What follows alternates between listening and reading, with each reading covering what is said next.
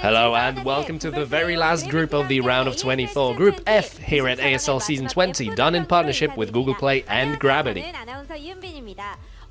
After fierce competition unfolded in the matches of Group E yesterday, Jaedong and Rush emerged unscathed to advance to the round of 16 as only 2 spots are left up for grabs with 4 contending players.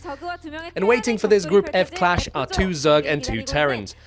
Let's have a word with our competitors. Hello. Hello. First up, going into Group F as a Tier 1 player, it's Hero. Just like last season, you're ending up playing in Group F. And you mentioned that the qualifiers went as smoothly as they could have. Are things as smooth for you in terms of your current form going into these matches? I was a little surprised with how easily the qualifiers went for me.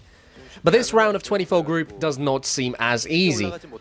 So I don't think I'll have an easy time advancing. Still, I'll do my best and try to move up. Looking back at the previous season, it makes me wonder if perhaps there are things you find regrettable, as you ended up getting eliminated in 4th place from the most intense group of death of all time. I'm sure you'll be looking for a turnaround this time. How did preparation go?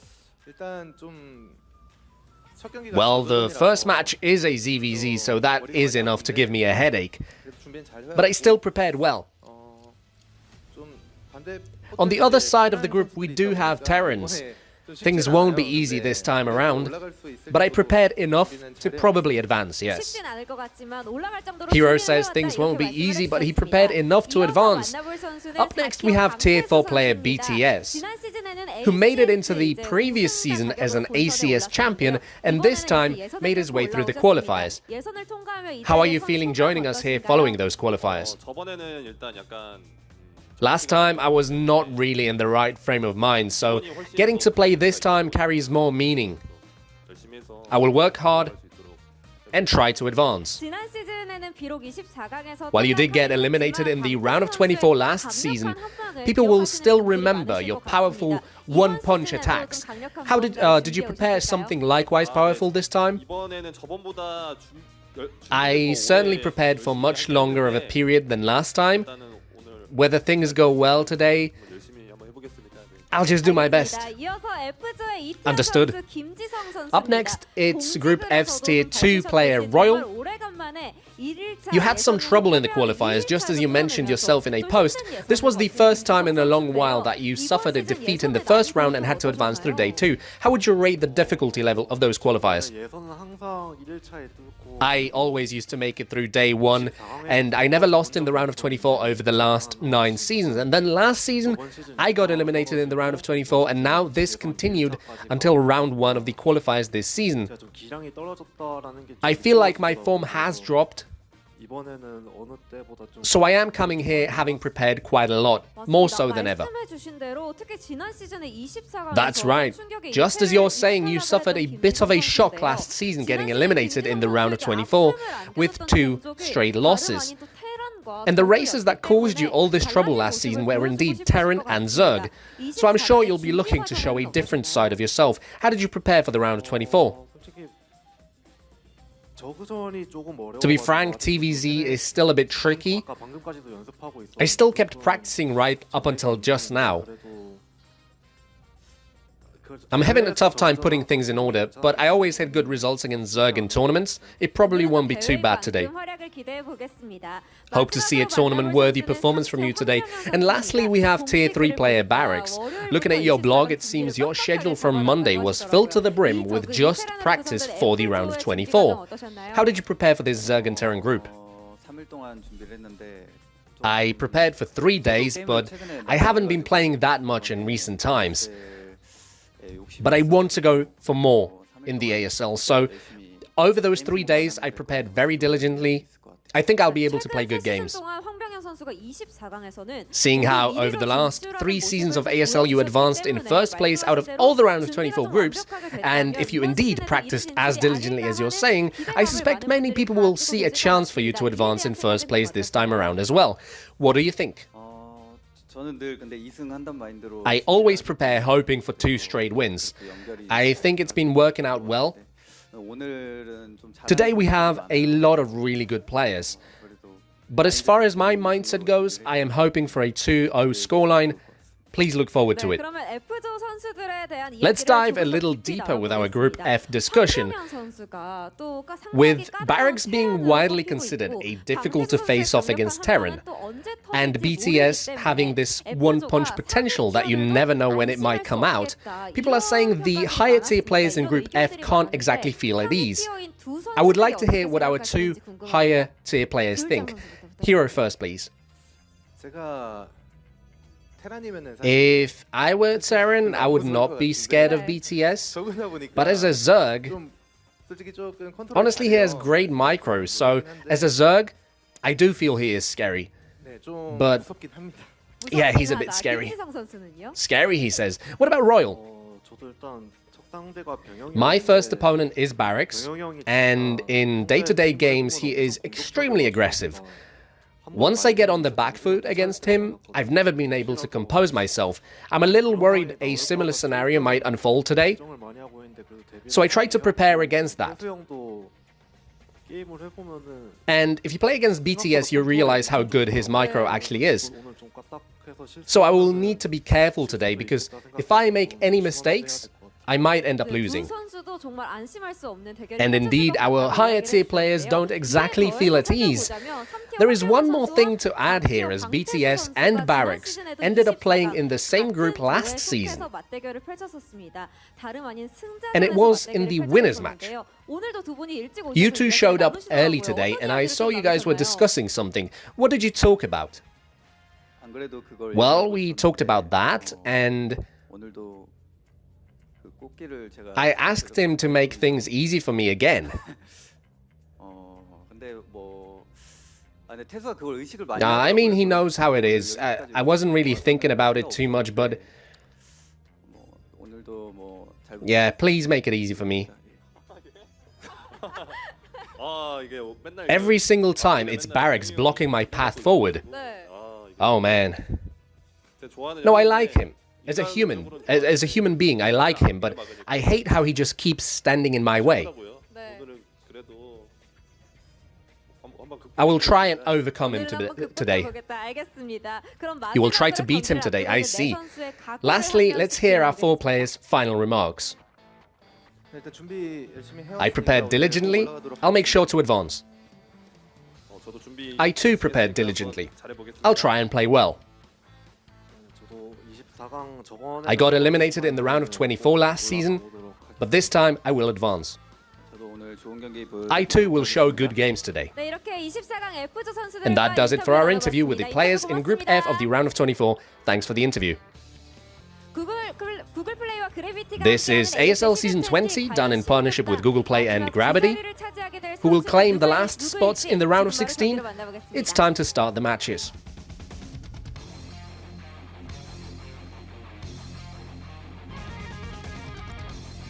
Hello, everybody. Welcome to the final day here in the round of 24 for the ASL Season 20.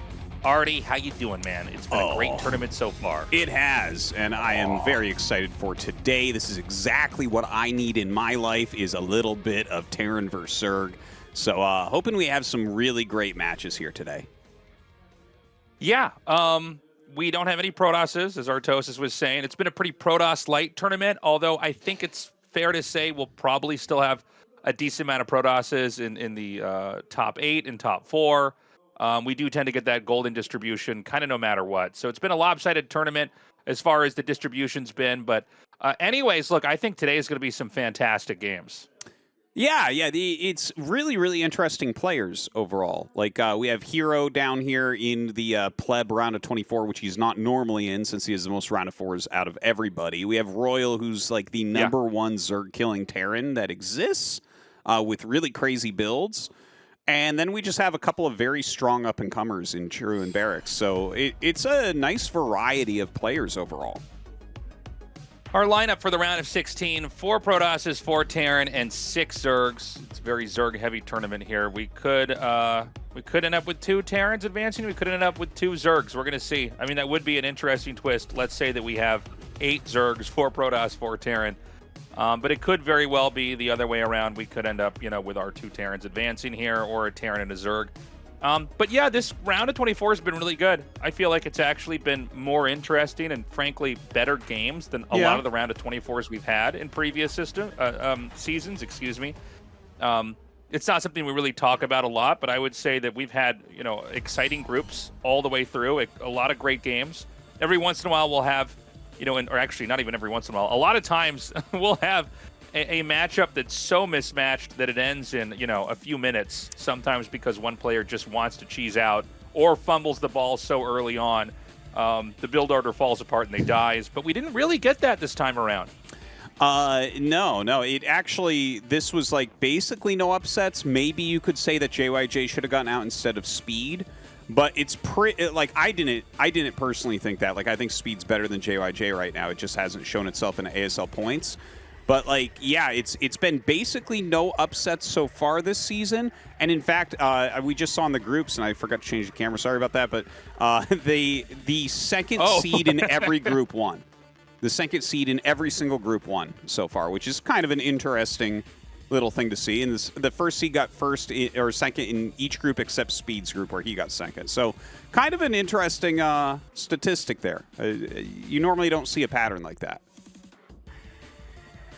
Yeah, this is, by the way, BTS, in case you're confused, that's true from StarCraft 2. I'll go off on the whole ID changing thing later on here. This is happening to this day, but this is a group probably going to be Hero and Royal advancing. Barracks, I think, has been playing really well. We're kind of waiting to see if he can break through that membrane and get into the next level of ASL play where, he might be more consistently getting deeper and deeper, but this should be a tough one. Don't sleep on BTS. This guy, for a period of time, was like the best StarCraft 2 player, or maybe top 3. He maybe was really strong for a bit. Stretch, I really liked his play. Like the era where he was doing really well. Like, remember that Montreal he played against Polt, I want to say, in the finals? That was a great tournament. But yeah, he had a very fun style, like very Zergling heavy, kind of aggressive overall. Just one of those Zergs. And I love his style in StarCraft 1. Like, I've casted a lot of his games on my casting channel, and he's a very fun Zerg. Yeah, he's a lot of fun. Hero should advance first here. Hero, out of all the players we cast, he is one of the guys I just have a hard time ever imagining him lose. He really has such a perfect approach to the game. Seems to know exactly how to push the race to the limit without ever overextending. Unlike, as an example, Jaedong, someone we've seen be super aggressive but occasionally overextend and it backfires. Hero seems to have really perfected that. A little bit more active than someone like Sulky. Sulky seems to have the build orders and the composition and the meta down a little bit better, whereas Hero just sort of knows exactly how to eke out an advantage in every situation here. Hero is so unbelievably good. I don't even know how to explain it. The fact that he's been in 7 top 4s is absurd. That's like 30% of the time he's in the top 4. It's like, what? That's more than anybody. So very impressive stuff. I do expect him to get out of the group today, but it's a tough group. It is a tough group. This is like, True here is kind of like a sleeper dark horse type of player too. Like, you got to watch out for him. He's kind of aggressive. He's very good at what he does. He's in very, very good shape right now. I don't think he's quite as good as the other players, but in a best of 1, I would never count him out. Yeah, well, I mean, ZVZ especially, a lot can happen here. So it's going to be 2 mirror matchups before we switch into 2 TVZs here. Our map is going to be Dominator. And I just look forward to seeing what happens here. Is it going to be par for the course and Hero takes this? Are we going to have an upset and BTS powers through? We're going to find out, guys. Group F starting now here for the ASL.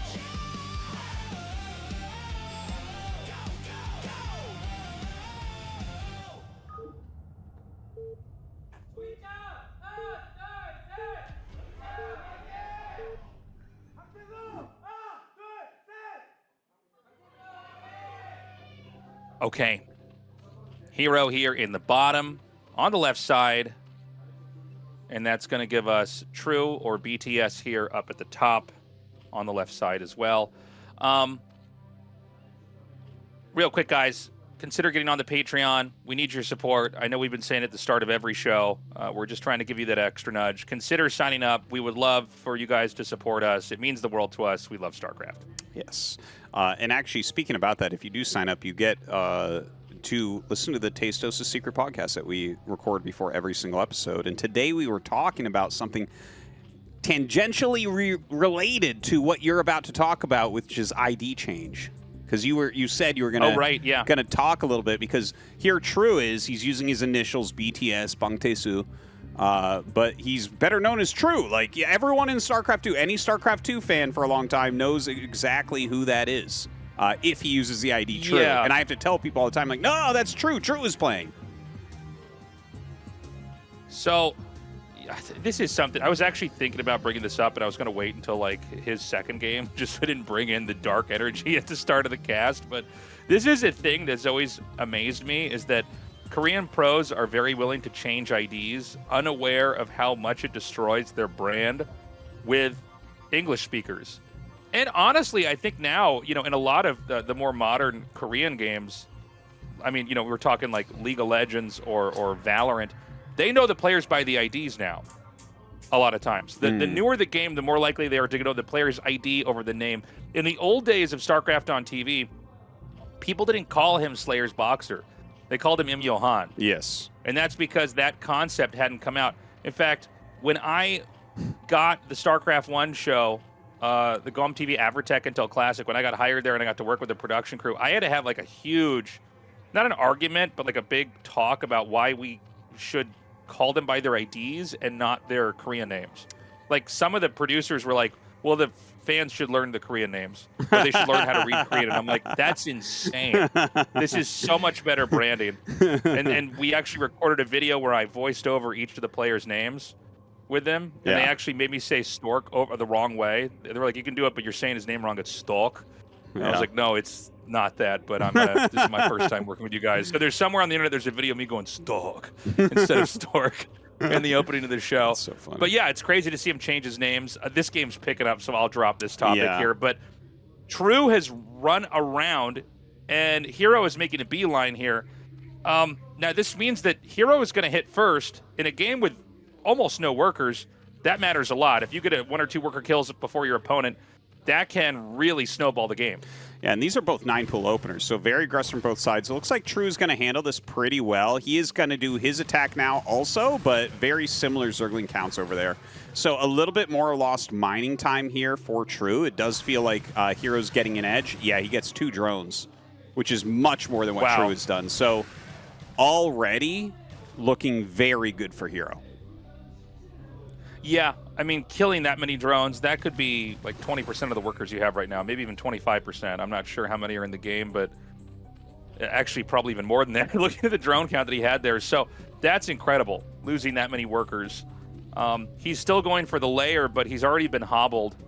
This is a matchup where you make less workers than, some Warcraft 3 games. So, it's kind of crazy to see that damage done there early on. I think a poor decision by True.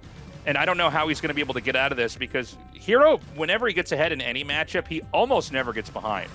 That's kind of how he plays. He just navigates the game to a position where he has to make a very decisive move. He does it well, and then he just sort of plays safe and keeps you away from the win.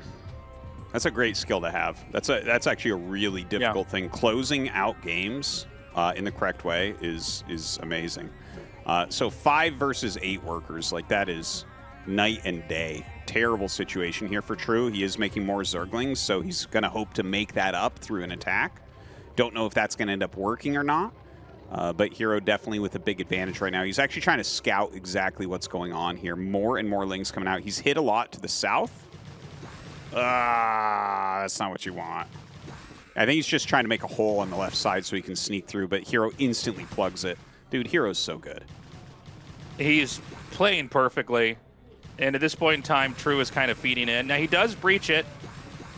Looks like there's just enough Lings that we're going to see True come out on top with a 4-Ling lead. 2 of them are almost at 1 HP. So a drone drill could pop him. But he doesn't actually pull the trigger on that. I'm surprised he doesn't actually attack there. Like, he's trying to buy time till his mutas are out. He should just attack. Most of those are super low. He's lost an additional drone already. Hey. What? Why didn't he attack with that? That Dude, was I don't crazy. know. Okay, I don't know what's going on. I don't get it. I don't understand. He doesn't even have the minerals for another drone. Like, I'm pretty sure he just loses if you make a bunch of Scourge. Like, and look at this. He has to stay home.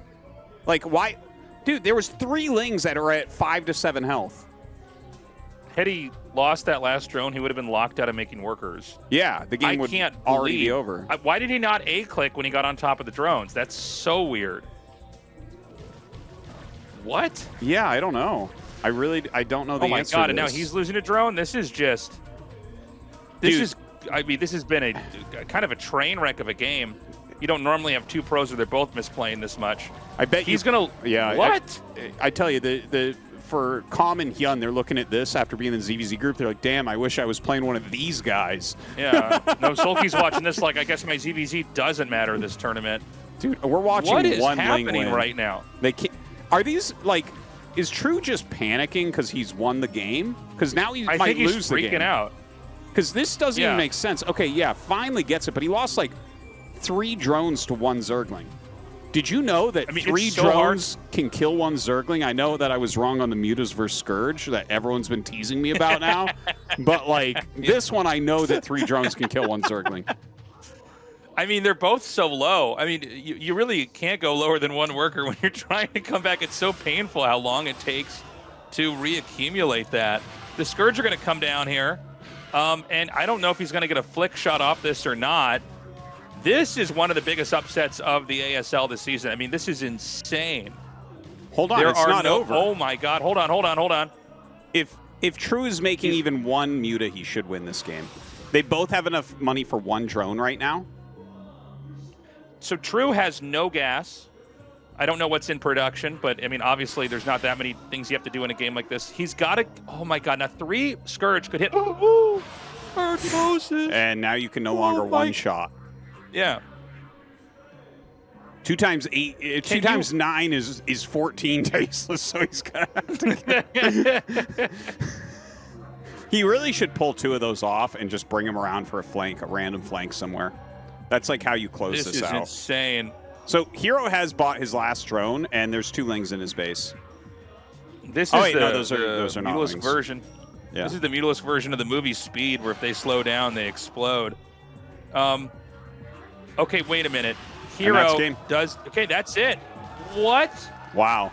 Oh my God! And look at True. He's like, okay. That's a brutal loss. I'm surprised, Tasteless. Like, it really felt to me when he was drilling the drones. He had like 8 drones against 4 Lings, 3 of which were in red health. I think you fight there, man. If your mutas are about to pop in like 1 second, okay. But normally we don't see Hero make mistakes like that. I can't believe that happened. I mean, you know, Hero got the kills on the drones early on, and I kind of gave up on True back there. I just went, well, what are you going to do? I don't blame you for trying to run around. Then the Lings got in. It didn't look like they were going to get in either, but he ended up breaching the right side instead of the left. And then Hero didn't drone drill with an A move. He just sort of kept moving around. Yeah. When 2 of the drones were very low. So this is where it looked like this wasn't going to work. So our attention was focused here on the bottom, on the left. And then somehow he got in on the right. I almost didn't catch it. So let's see. Yeah, he didn't fill in the crack up there. There it is.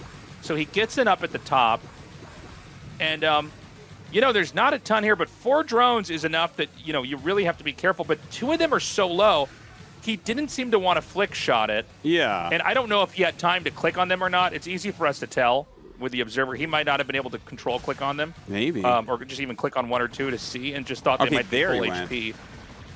Yeah, so he then he waited attacked a in, but long by then there time. were 2 more.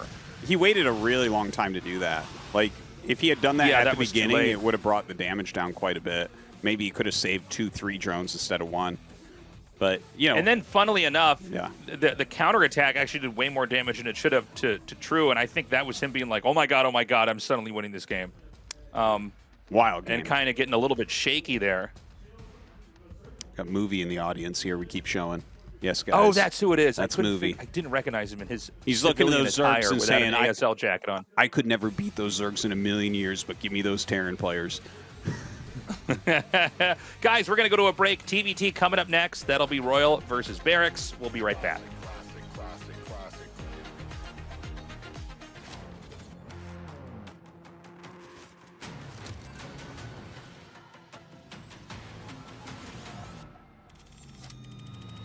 Made for the best. Made for who you can be. For esports pros, any miss can mean defeat. That's why the Death Adder V4 Pro has everything lined up. A fast, ergonomic design. A quantum leap in speed. Optical tracking for pixel-perfect scrolling. And a sensor more precise and intelligent than any other. Made for the best. Made for who you can be.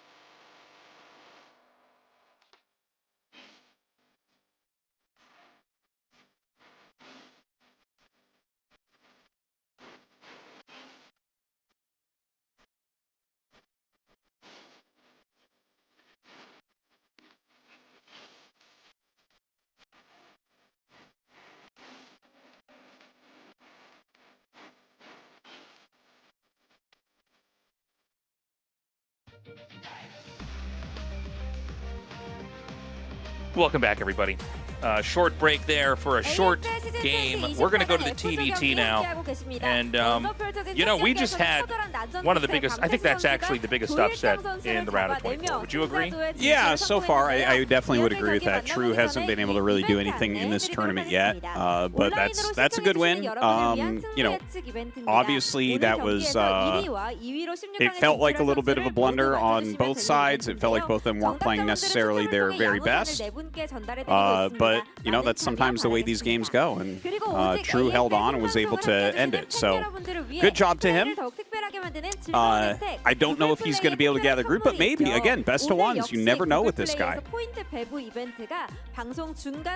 Yeah, let's see what happens. Oh, actually, you know, this is... Yeah, go ahead. Yeah, go ahead. please. Well, I wanted, go ahead. there was something I wanted to say about your rant about the changing names to add a little bit of clarity about the changing names in the StarCraft 1 scene. Like, first off, when I moved there too, they I had to make sure I knew all the Korean names of all the players, because when I talked about players to my Korean coworkers, they had no idea when I used IDs, so I had to use Korean names. So I actually knew every Korean pro name back in 2008. And that was like a funny thing I had to do. But actually, a friend of mine back in those days that was a manager told me that they actually changed their ID as a mental reset. I've seen that from Korean pros as well, where it's like a fresh start. Like Sue, after he lost tournaments, always changed his mouse just to give himself like a reset. Like, okay, something's new. I can do better. So that's just kind of a funny mental trick that they use a lot of the time. I get that. Yeah. Terrible idea for this for the sake of your brand. I mean, it is a terrible I think idea. You know, we're in kind of a post, I don't know, civilian name world as far as gaming goes. You know, you do want an ID. By the way, you want a unique ID. Like, don't name yourself Hero. There's a couple of IDs that have been used so many times. Yep. You want one that nobody else has. It's going to be your brand. I get it. I do understand psychologically. I mean, I've done this even with ladder IDs where I've just had a really bad run, and I'm kind of back to where I started. Oh, a cursed account needs to be deleted. That's I go, a fact. Let's burn this account down, and let's start over. But, you know, when it comes to pro gamers, one of the issues that happens is that they might become coaches. They might become game devs. They might become huge streamers. And a lot of times that brand from the past, it follows you. Yeah. You know, and ideally you've built up this record where You know, like even for me, you know, sometimes if I see BTS, I have to go, no, wait a minute, that's true, right? That's true. And when I hear true, it rings in my mind very differently than, you know, BTS. By the way, BTS, that's a K-pop band. That's another name you probably don't want to have if you're going to rebrand yourself. But I get it. I get it. Anyways, something we just wanted to talk about here. Guys, TBT coming up. Royal versus Barracks. Let's do this.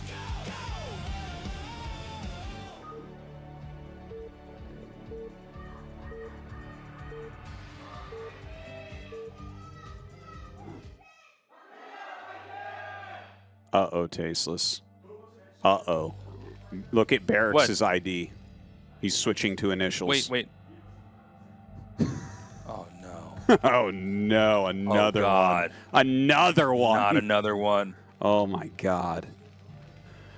Well, yeah, whatever. Barracks in the top left. In the bottom left, we have Royal. Terran versus Terran. You know, historically, Royal has obviously done much better. And Royal is actually in good shape right now. I really like how he's playing recently. He's been grinding a lot of ladder, I think trying to get back into good form because he's had some bad seasons.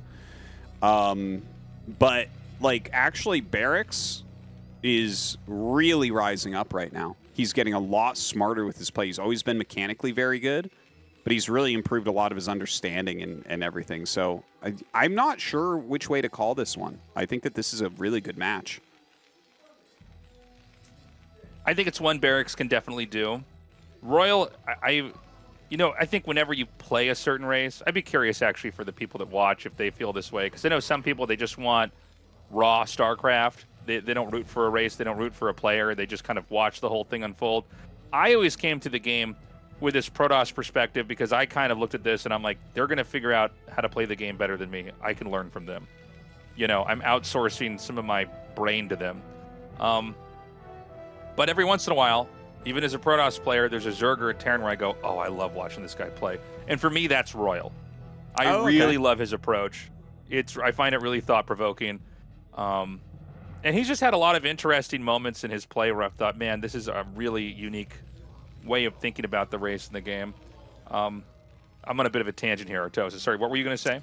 No, I wasn't going to say anything. But this is kind of like a funny build that Royal's putting out here. This is going to be a gasless expansion, and he checked the center right away. So I thought it was going to be command center first, but then he makes a very late Barracks with it, which is going to be slightly safer against what he's up against here, which is a forward 11 racks here from Barracks. And this is meant specifically to help you get an edge against a build like what he's going up against.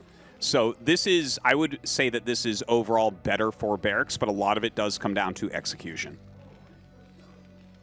Yeah. Let's see if it gets spotted right away. The Marine's going to come here and drive back the SCV. Why is he turning? What do you mean? Why is Marine? the SCV turning on the map? The SCV. There's a blue SCV that didn't scout and is like boomeranging to the other side of the map. Oh, Am I he's totally gonna confused he's gonna here? proxy a factory. So yeah, he just I see. like I'm surprised with where he's going. I think he just wants to hide it really No, well. no, he's not. He's two facking, and he's going to the center right main. Oh, he got confused about where it's at?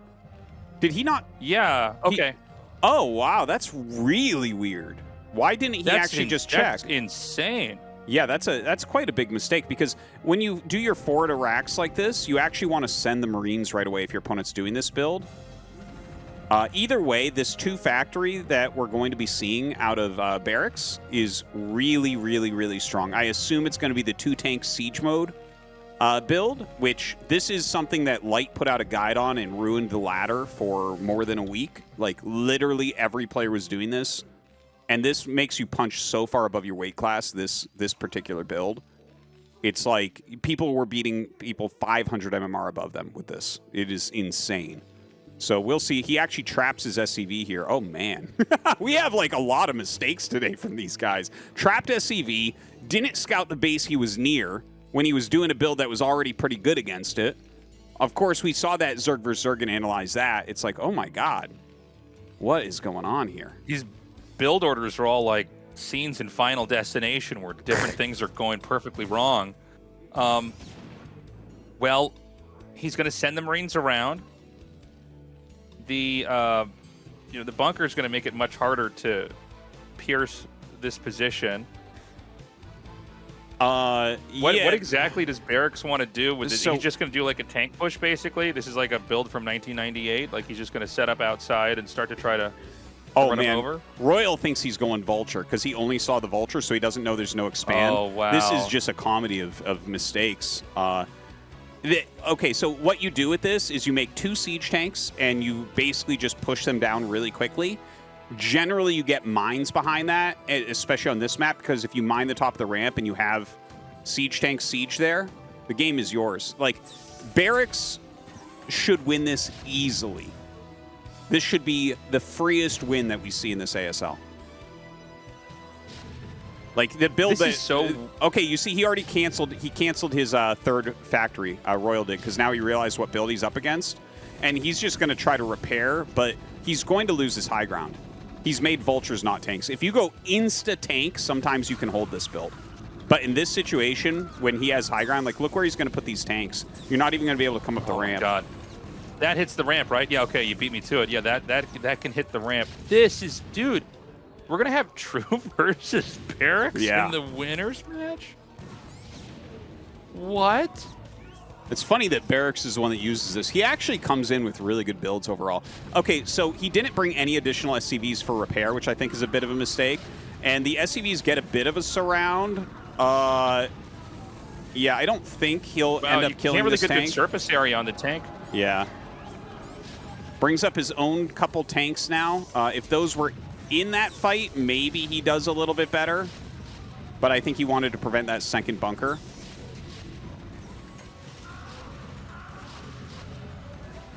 Is this Vulture my gonna, God. No, okay, it's not Oh gonna my hit. God. I'm curious how many SCVs are here for Royal right now. He lost a lot trying to drill that tank. Even the depot is going to go down. He's got to try to barely not supply block Royal. He's got to try to bust here, and he probably has to do it partially from low ground. So we might just get into a, like, okay, we have a 30% chance to kill a tank in one volley type of situation. You know, like, sometimes when stuff like this happens, what you do is you, like, tank with, like, an SCV in the front while you move up 3 tanks, and then you target a tank down. But if you, in this, like, on this map, it's very, very tough because you're going to miss shots uphill. So, like, if he misses even 1 tank shot, then he's going to get destroyed.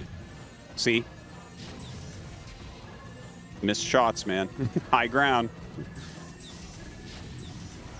And this contain is becoming incredibly gross.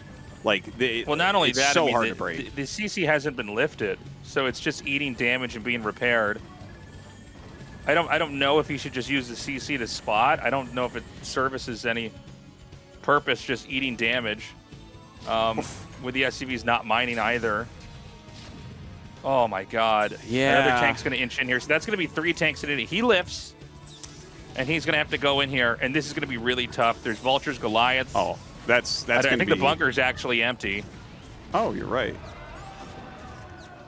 He actually does better than I thought he would with that bust. And he gets him down to 1 tank. But of course, Barracks kills those tanks as well. Royal with very little supply. He's just going to GG. Okay, so like the amount of errors that we're seeing today is more already in the first 2 games than probably pretty much everything that we've seen so far. But like Barracks screwing up the scout, okay, whatever. Like Royal really didn't get any intel. Like he was chased around a lot with his SCV. Then he tried to check again, but it was on the Vulture timing. So the Vulture just killed it. And he's like, okay, I'll go 3-fact Vulture because he's doing a Vulture expand. But he didn't have the intel. In this metagame right now, you have to either counter that build or you have to get a scout of the command center. And it's actually really similar to what JYJ, another one-time ASL champion, did in his TVT, where it's like you don't have the intel, but you're countering something.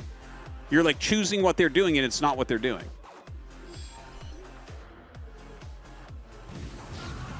So this is when the push came. I mean, this is kind of when it was... I mean, some of this, I guess, can go back to that SCV that didn't scout. I don't know what happened. It was a very weird move. He just pulled it away. I mean... Is it really ever worth it to not just at least go to the ramp to see if something's there? I don't know. Yeah. I mean, It looks like Barracks was planning on doing this build no matter what, which is fine. It's like a really strong build. You can definitely mix this in a best of one and feel good about your choice. But even here, it's like, well, if you're doing this build, in my opinion, you need to bring more than one SCV. Like, there really should be a secondary SCV there for helping repair and everything. But yeah, you really have to. Good execution. Good execution overall. Can't really say too much about that. Like, well, this part was not good execution because he could not kill that tank. He sacrificed all his Marines and Vultures. But yeah, wow. Barracks versus True for a spot in the round of 16. Royal versus Hero to eliminate someone. Craziest group we've had. Nothing but surprises. True versus Barracks coming up next, guys. We'll see you in a minute.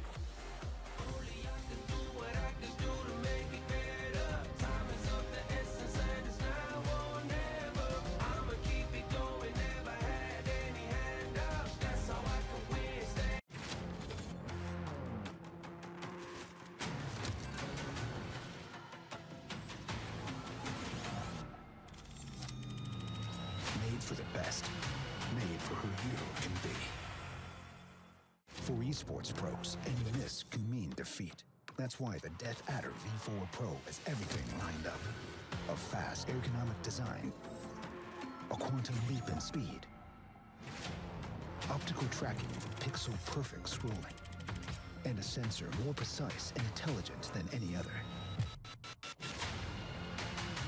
Made for the best. Made for who you can be.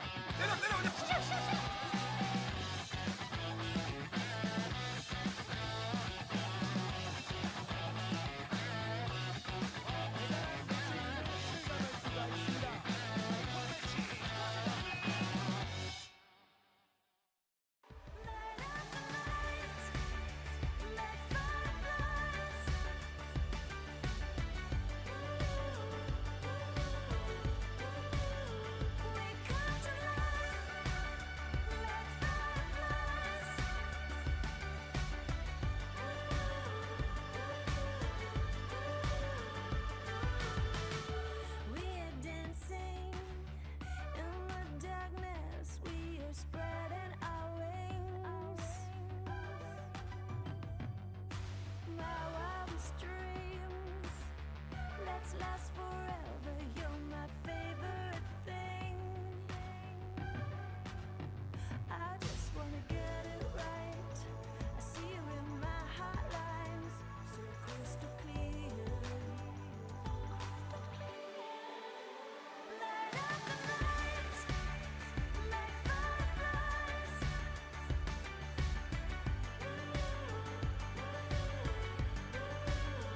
We come to life.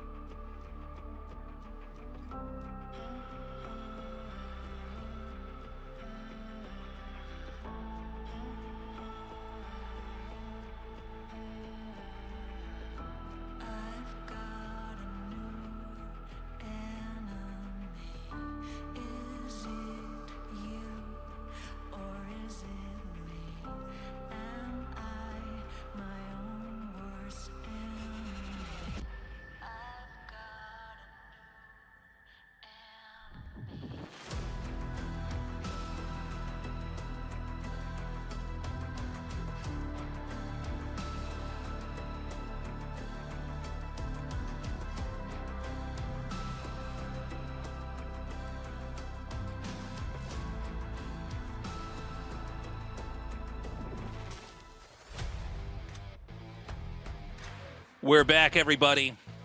What an insane day this has been. I mean, 2 upsets like this. No disrespect to True, no disrespect to Barracks, but this is crazy. One of these guys is going to advance in a group that looked almost impossible to get out of. This is such an important match for both of these guys because they managed to get those wins. They don't want to go back. You do not want to go back into whoever comes out of that losers match. Yeah, you want to escape this group right now. Yeah, and I feel like a lot of this is going to be in True's hands. We're going to Litmus as the map. And Litmus, I think, is a map where you have to do some sort of tech build as Terran. The layout of the map is incredibly hard to play regular bio on. So he's going to do some sort of teched out build, and how well True deals with that, I think, will probably dictate who goes forward. Could be a fun one. Crazy games, short games so far here today. We've been moving through this pretty quickly here. True versus Barracks. Tastosis, who do you think takes this? I think Barracks is going to come in with a sick build and win. I think that's what it's going to be. I think he's going to catch True a little bit. I think he is a bit better than True as well.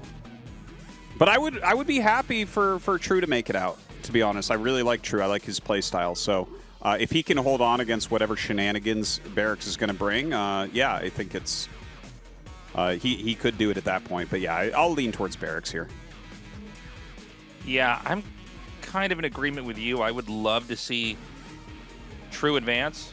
I think he's just an interesting player to have deeper in an ASL. He's newer, at least when it comes to StarCraft 1. Obviously, he's been a pretty big fixture in StarCraft 2 for a long time, but he didn't look bad in previous ASLs. He looked like a strong player. This should be a fun, close match. Both these guys obviously extremely good. Just surprising to see this is the winner's match here for Group F.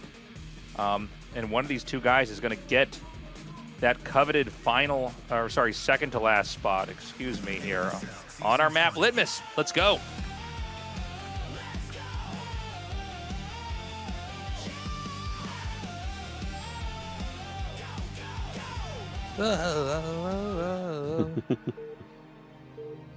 Come on, guys, you know the words.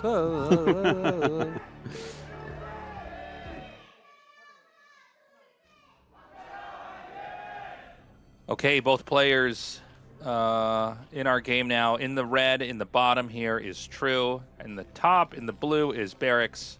Both players not going by their IDs, but we'll stick to those names, as that is what they are most known for in this.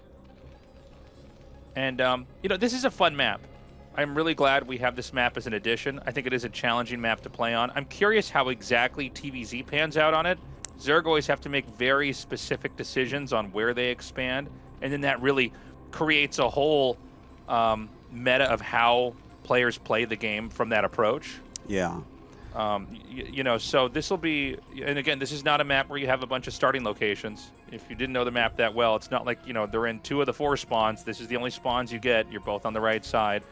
But, what does a long game look like, and where is Zerg going to grow? That's what I'm asking. Well, it's a good question. A couple things about the map. Obviously, you have 3 gases right at the start. 2 of them only have 3,000. In the past, maps like this have been very good for Crazy Zerg. I haven't personally run into Crazy Zerg on this map yet. He's going for an eBay block. Interesting. I think it's like probably you're going to need to go tech. All the bases are super tight and the corridors are super tight. When Defilers come out, the amount that they lock down this map compared to others, if you look at a big 4-player map like Polestar or something, no matter what, you can walk around. On this map, that's not the case. Like, everything's kind of choked up, everything's really small, and Defilers super, super dominate this map. They dominate everything, but this map is something else. So 5 drones pulled here to hit this eBay. This has to suck for Zerg. Yeah. I almost wonder if it would have been worth it for the SCV to try to run down there and even make another depot under that. Maybe not, because there's so much damage that can be done by that. But I mean, with 5 drones not mining that early, is that the best way for Zerg to handle that, Artosis? Or most Zergs, when this happens, will just make a spawning pool and go about this more like they'll just switch it up into like, okay, maybe a slightly faster layer or something. It's just not very common because it has to be a 2-player map that you do it on. And it's become slightly more common lately. I have seen it a few times on this map already. And it's always when the Terran's doing a tech opener that they'll open up with that. So just a little tidbit. By the way, this is a Zergling tight wall that he's made once you add the additional depot. And he is teching up. Like, I've seen already 2-port Wraith on this map.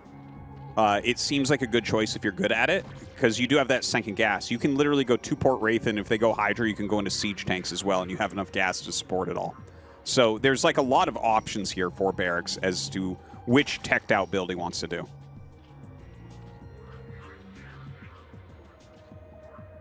So he's just going to tech in a layer for now. With the 1-base play. Oh, never mind. He's going to actually take a quick expand with the 1-base play. And in my mind, for some reason, I thought he had to kind of act right away. But you can just get a Vulture out and basically be safe. He actually pushed the Overlord away to where he can't see it. Now, I would imagine he guesses it's already there, but that's important. If we see any kind of weird behavior here from True, it might be because he hasn't identified that the space is up here yet. You know, the Vulture's a funny unit because it is extremely powerful in certain moments in the early game, and then it falls off in the mid game, and then it comes right back in the late game. Isn't that funny? You don't have a ton of units that function like that. I mean, when I think of the other units in the game, I have a hard time, thinking up, you know, another unit that's kind of like that, where, you know, you get this out, and it's like, well, nothing can touch it at all, right? I mean, it's the fastest unit in the early game in this matchup. But then, yeah, once you know, Medic Marine's out, it's extremely irrelevant. It's not going to help in fights. Lurkers are going to destroy it. But then those mines come in, and especially when there's like Lings and Ultras later on, it's a great unit. But this unit, and the reason why I was bringing this up is that this unit can let Terran get away with all the tech in the world until there's, you know, either Lings with speed or Lurkers or something that can come in here and punish. And that's why we're seeing Terran tech into everything. And he's actually going to get an armory here. So I think this is going to be Valkyries, right? Yeah, he's doing a Valkyrie rush for sure. Well, it's a Valkyrie rush, but it might turn into mech.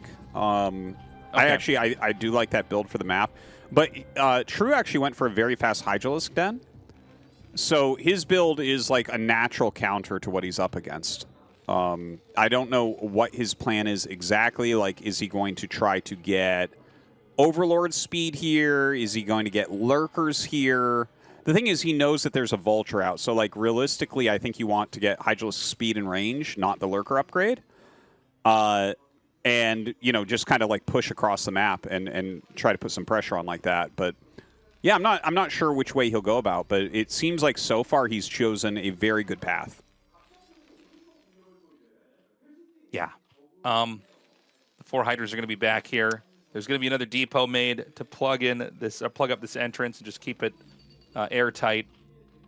The Vulture is just going to look for any information here on the outside. Wow. Notice that he's keeping these Lurkers way back, so he doesn't want to show anything. Remember that the Vulture, when it sees, and you see a second gas, you might think this is Mutas. Yeah, and by the way, you don't have any real detection with this. Like, he is getting the Academy. This actually might be a slight variation of Flash's new Valkyrie build, which would make sense because Flash gives a lot of builds to Barracks. But he has no detection at the moment. He has 2 Valkyries against someone who has not even a Spire. And, you know, like, True, I think, is kind of out strategizing in a way what Barracks is doing. Oh. Yeah, this is a very True-esque play. In StarCraft 2, he had a lot of moves where he's like, I'm just going to surprise you in the mid-game. And this is exactly one of those moments. Can the Lurkers fit up through this little area on the right? Yeah. They can! Okay, so he's going to come in here, and this is going to be really bad. Notice that there's not a scanner finished yet here. There's Marines, but I don't know if there's enough to even fight the Zerglings as they are. The SCVs would get obliterated. Wow. We killed like every single one. Is this game over? Yeah, this is game over. You can't win from here. Yeah. Whoa. So okay. So basically, look at his face. Yeah, he just slayed this group really fast. Good for him. I'm really happy for True. Because Barracks, we're seeing a lot of the Terran players this season so far. We've seen it from Royal, we've seen it from JYJ, we've seen it here from Barracks, where they're just deciding what you're doing, and they're hard countering it. Yeah. And they're getting it wrong, and they're dying. That's exactly what we're seeing. JYJ, Royal, and Barracks all played exactly in this manner, where it's like, you can do it, and you'll look like a god if they're doing what you think they're doing, but if they're not, you get slayed, like we've seen in those games from these people, where it's like, yeah, man, you're getting countered because you're just trying to blind counter something without any real intel. So it's like, that was a well-deserved win for True. I'm happy for him. Yeah, I think you're right, Tastosis. I think some of these players have been a bit too deterministic in how the games are going to pan out. And then these curveballs really throw them off. I mean, he just wasn't prepared for anything other than mutas. And, it's a basic concept, right? Like, you send that vulture out, you look into the front of their base, and in this case, he didn't see a Hydra den. He didn't see any Hydras. So he sees the second gas. He goes, okay, it's mutas. I'll get ready for this. The Lings just push this vulture away. Then they get the pin. He actually gets it knocked into the wall and kills it off. And from there, it's like, you don't know the lurkers are going to be there until they've burrowed right at the front of the base. They're perfectly disguised, perfectly hidden away in the fog of war. And that's all you got to do. There's a version of this that kills Protoss too. Yeah. Where you think it's mutas, and then suddenly they come in and they just have, you don't have enough cannons and you don't have enough detection here. And very short game. I'm sure a lot of people on ladder have had a game like this every once in a while from a Terran's perspective, but it works against the best players in the world too. You've got to, play a more well-rounded approach where you're ready just in case. Keep the vulture out there just in case this is going to come, because that cost him the game. We're going to go to an interview now with True and see how he's feeling. He is moving on. ASL Season20 24강 You're watching Group F of the round of 24 of ASL Season 20 as we have our first player advancing through to the round of 16 today. It's BTS. Congratulations. Thank you. You advance in first place today, having caused quite an upset as a Tier 4 player. How do you feel? I'll be honest with you, when I was practicing, my win rate was so low, I considered just giving up. But today, I think the gods of StarCraft smiled upon me today. My scouting went well, so luck was on your side? That's right. I see. Congratulations. Let's talk about the games. In the first match, both of your builds were quite similar. You sent your Zerglings around, whereas Hero went straight for the main and you incurred drone losses. Tell us about that situation. Honestly, this is an offline match, and I'm the guy who used to wash dishes in the team house, right? So I'm dealing with nerves. My hands... I lost 3 drones, my lair was late. I thought, wow, what an absolute catastrophe. And yet somehow, someway, I won. Thank the heavens. That's what I'm saying. It was such a desperate situation, and yet in the end, after you won, I saw a puzzled expression on your face. What was that? This worked? Like, how? That's how I felt. Right, your hands were trembling too. Oh, I have hand tremors. Oh, I see. But those were tremors of happiness. Yes, I think so. I've had hand tremors since I was a kid. I understand.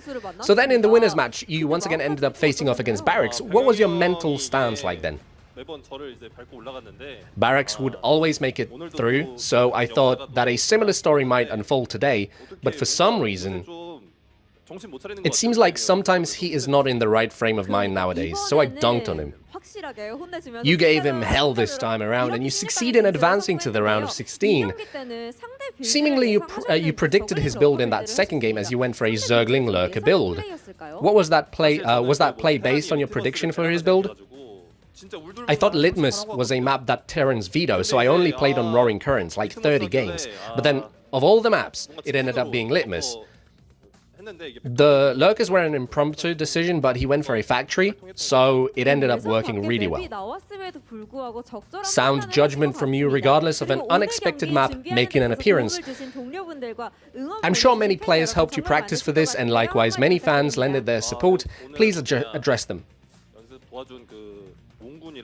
So, practice, it was Mong, Rush, Effort, and Sue, Saber, TY, Sharp, 그리고 사태가 진짜 많이 도와줬고. And Ample helped me a lot. Thank you all so much. 영화 형이랑 또 Also, 원질 형님 오셔가지고 또 Movie and friends showed up today. I wanted to thank them for cheering for me. 네, 이렇게 오늘 이변을 And that does it for our 만들어내면서 interview with 가장 BTS, who 먼저 advances to the round of 16 today with an unexpected result. 인터뷰 나눠봤습니다. 승리 축하드립니다. Congratulations on your victory. 감사합니다. Thank you. 네, 그럼 저희는 잠시 쉬었다가 We will take a short break 마지막 and return with this 16강 season's 준비자와 final 다시 round of 돌아오겠습니다. 16 player.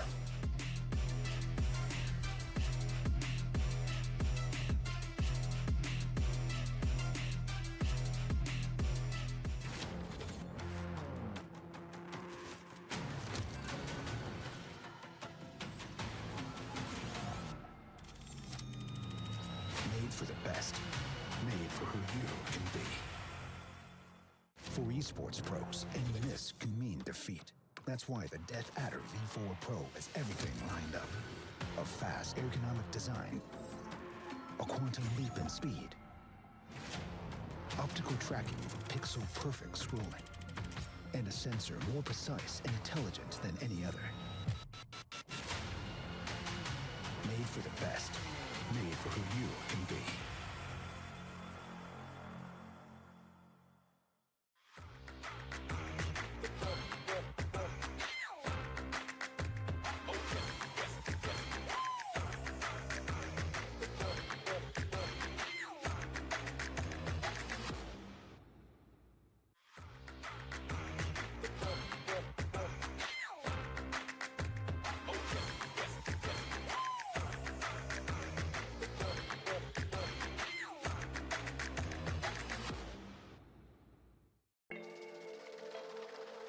What goes up must come down. The energy you give it coming back around. Give it everything you got and never settle down.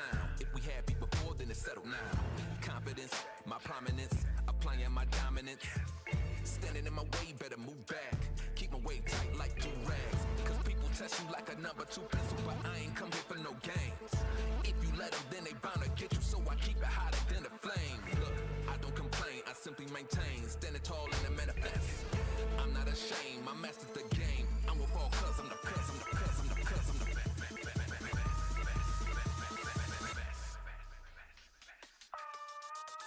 Cuz I'm the best. They threw sticks and stones, broke bread and bones. It's tragic, but that's not the way it's gonna stay. Oh, got no time to breathe. It's up the sleeve like magic. Feels like magic, magic. Oh, they threw sticks and stones, broke bread and bones. It's tragic, but that's not the way it's gonna stay. Oh, got no time to breathe. It's up the sleeve like magic.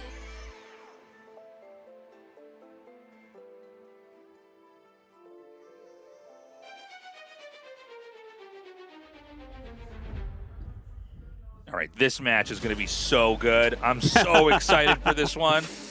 I hope so, because every game we've seen so far has not been as good as you would expect, I think. Like, it's definitely the most mistakes and craziness of any ASL group so far this season. Imagine showing somebody StarCraft for the first time and they see those 3 games and what they assume that the game is actually like. Where it's like, no, actually, there's games that go on for like, 35, 40 minutes, actually. Yeah. We are in for a crazy one. Neither of these guys are supposed to be eliminated in the round of 24. They're not supposed to be eliminated in the round of 16. Sometimes they win the ASL. These are 2 ASL champions. Well, This is Hero hasn't won yet. crazy. He's like the #1 guy. I'm sorry, that should he's win. been in the finals a million times. Yeah. Excuse me. You get what I'm saying. Yeah. I mean, he's been in the round of 4 more than anybody else. This is going to be just wild. I mean, this is not, normally with guys like this, they might pocket their strats. They might, save the builds. Okay, I might face Sulky later. I'll use this. Or, I know Rush is already in the round of 16. I'm not going to bring out that ZVT build that can't be stopped until I have to face him. I don't think there's going to be any holds bar here. We're going to see the absolute best strats these guys have to offer, because otherwise they're out. They got to wait till next year to play in ASL. Yeah, you have to do something like that. I would say, looking at this, like, I really want to see from Hero something slightly unorthodox, because Royal is the most teched out Terran vs. Zerg player in the world. He has the most insane builds that can abuse Zerg. But they really only work best when you are playing standard. You know, he doesn't go standard like SK Terran that much, right? Like, that's the difference. If you have teched out builds, they snipe meta. You have, like, catch-all builds like SK Terran, they catch things that aren't meta, you know? So it's like, okay, which way are you going to play here? That's what I liked about what True did there. You know, with the Lurkers, it's like, well, no one ever does this, but it's going to counter a Valkyrie build pretty damn hard. We'll see if something similar can happen for Hero. ASL Season 20. Guys, two of the very best players in the ASL. Let's eliminate one of them.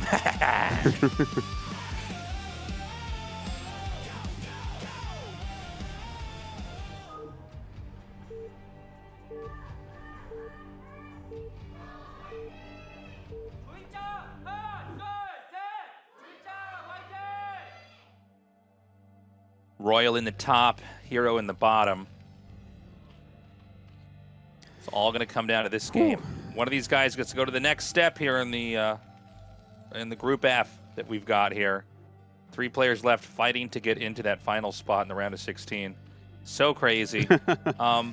This is certainly a map that, you know, has to be approached differently. We kind of talked about this and moved past it in the previous TVZ, but yeah, I mean, this does not play out like a normal map here as far as how Zerg wants to grow. It feels like Terran can get up to 3 bases here, but I think a 4th is a little bit tricky. Would you agree with that, Tastosis? Oh, absolutely. The 4th base is very, very tricky on this map. And this is 2 very early SCVs, so this is going to be a BBS opener. He's going to go 2 barracks immediately. The Overlord is actually going up this side, so there's a chance that it just gets scouted right away. Okay, hold on. Yeah. This is the Overlord, I think, wild. is on a trajectory where it's not going to see this. Yeah, and the barracks look like they're going to go on opposite sides, so he might get very lucky with this. Yeah, I was about to say, I feel like you never see... Can you do this with just 1 barracks? Is he going to eBay like block as always... well? This is insane. So he's making it Whoa. look like what we just saw, but it's a pool first. Yeah. So Hero is going to be playing Barracks for the next match. This is I would call this like less than 5% to win for Royal. Less than 5% to win. He has 5 SCVs mining. Yeah, this is basically an attempt to win with a build order win. Yeah, well, it's one of these ultimate snipes that I was talking about from Royal. Like, this is how he plays TVZ, and you have to play a little off-meta, and off-meta is pool first. Stop making it. Okay, I was like, if he finishes that, man, I'm turning the VOD off. Like, I'm not doing this anymore. He gets a gas and gets +1 armor. We're like, what? I remember that happened in a StarCraft 2 game you and I casted once. I was like, I can't believe this. That's funny. I actually don't remember that. That's hilarious. Yeah. Gosh, it's 820 of 850. So Royal he already throws knows the hatch down over there. Yeah, look at his pouty face right now. He already knows that this is a pool first. So he is so unfavored right now. It's insane. What he has to do is build up Marines, watch for when Zerglings are stopped being made, make sure he has at least 1 more Marine than there are Zerglings, and then attack. That's the only way to win this. There's nothing else. Well, Zerg's Overlord has spotted that there's no expansion. It hasn't gone into the main yet to see that there's nothing there, though, either. It's actually hidden in a kind of unusual spot. It's over here to the right instead of to the left. Yeah. But it's moving towards the ramp. He's trying to get a peek. And you know what? The Ling's actually fragmenting for a second. You know, any bit of damage helps. That's a 1 HP Ling. Yep. Drones are being pulled. The bunker is going to start. This is 4 Marines. And there's a 5th Marine that I believe just popped out. He lifted the barracks off, by the way. The Lings are going to run around. A sunken colony is going to be made here. Yeah. This is going to get chaotic very quickly. Now, 4 Lings isn't a ton, especially when one's injured. So let's see where this goes. This is one of those, 1 in a million games. You're never going to get this recreated in an ASL, so I don't know exactly how this pans out. We haven't seen it before. Well, he has to micro these Lings very well over here and get some damage because suddenly Royal is taking that less than 5% chance and running with it. Like, Hero, he just sat there with his Overlord. He had no idea what was going on, and he made 2 hatches in his natural and stuff. I'm just like, I don't know, man. Like, all these games when I'm you see the seeing, you links lose here- to B rankers on the ladder if you do this, but okay. Yeah, When you this see is... the lings, it's more about stopping mining. It's less about killing SCVs. It's more about just slowing the income down here. Now, the factory is kind of insanely far away from the rest of the SCVs. It seems like he's getting decent RNG. Well, not that time. That SCV slid right through and got killed off. The Marines are coming back. Now, there's no expansion. I don't know if a layer's started yet. And I don't know how many SCVs are actually in the game. It seems like he has a decent amount, but that number's getting lower and lower. He basically needs the Marines to cover the SCV that's building. Again, painful RNG as the SCV slips to the other side and the Lings get the assassinate off. He has a layer started. I saw that just on the corner of the screen. There it is. Do you go 1 hatch lurker here? I don't think it's No. the worst idea in the world. No? Okay. You go one hatch Spire, actually. You have double gas, so you can actually make as many mutas as you could with an expansion. So, like, this one base, like, delayed tech build from Royal will actually just fall apart against mutas. That's a great point. You know, it's funny. It's right in front of my face, the 2 extractors. But when we get in situations like this, I almost pretend in my head like this is not this map. Good block. Hero can't do more damage there. Oh, hold on. Why this would is a he mistake. do that? He Why saw did how he many do- lings there Why were. would you do that? Oh my God, that was like literally the only thing you didn't have. You shouldn't do. He saw a ton of lings, and he's like, nah, the SCVs can go back.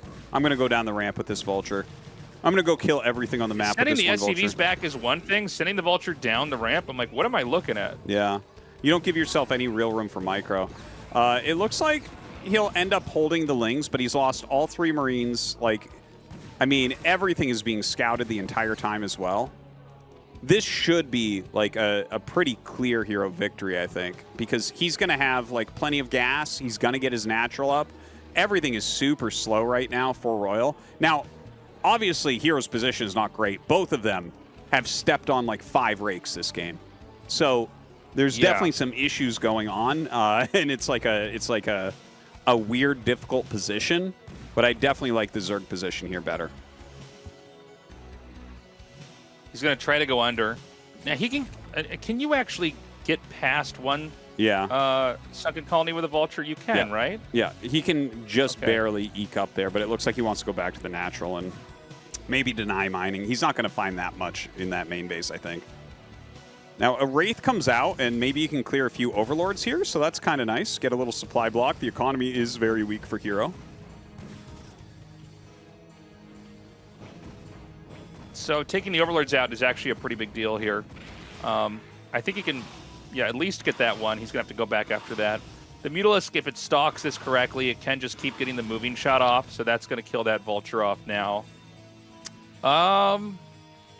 Science Vessel Rush. Not a terrible idea, but that it takes a while to grind out mutas with a Science Vessel Rush because you're incrementing them out one at a time, and if they do good splits, like if you irradiate a muta and they pull it out quickly, you've killed 1 muta and not done much damage other than that. So, like, it absolutely, I like it against, like, mutas in this type of situation on one base, but it takes a lot of patience, a lot of time to make it work.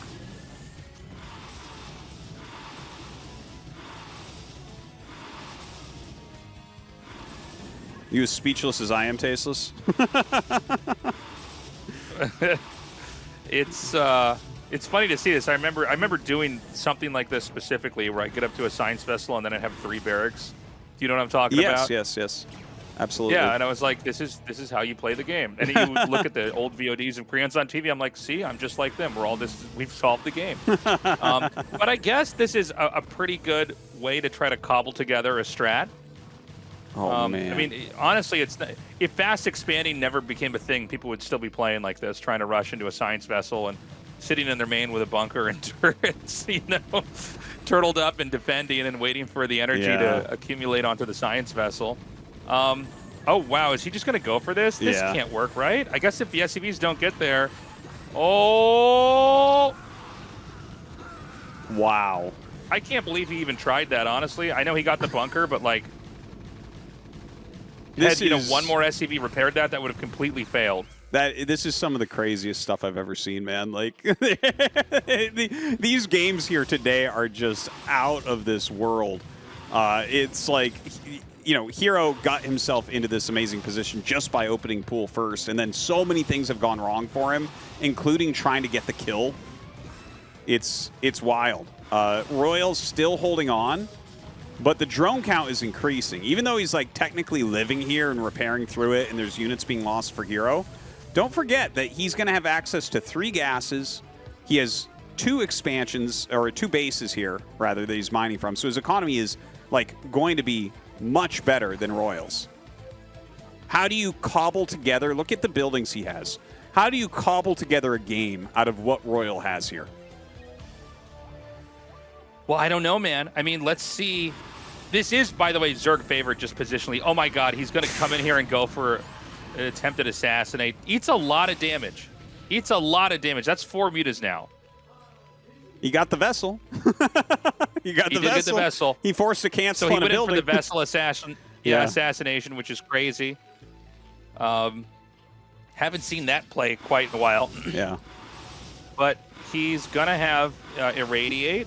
You know, you're not on 3 bases yet as Zerg. The whole pacing of this feels very different, by the way. A 2-base Zerg versus a 1-base Terran.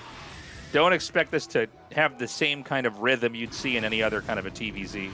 This is funny, though. It's such a throwback to, like, the first 2 years of the game. I remember, because I would play all the races, I remember doing this as Terran. I remember being Zerg in the same position with the Scourge and the rest of my mutas and some Lings on the ground. But how funny is it? You know, we're this far along in StarCraft, and we've got a game that looks like this. Here comes the Irradiate. Oh, he tried, but I don't know how true this still is, but I remember my brother had this rule where he said you want to try to click on the top right part of the group of mutas if they're bunched up like that, because you're trying to click on a mutalisk that's underneath. Yes, you are. The top few mutalisks, because Yeah. it's harder to select. Like if you see the Irradiate and you don't see any mutas, that means it's the mutalisk on top, because the Irradiate will match the sprite of the mutalisk image. So if you can click on the one on the bottom, you'll see all the mutas on top of that, and it's extremely difficult for the Zerg player to select that damaged muta and get it out. If they don't get it out in time, all the mutas die.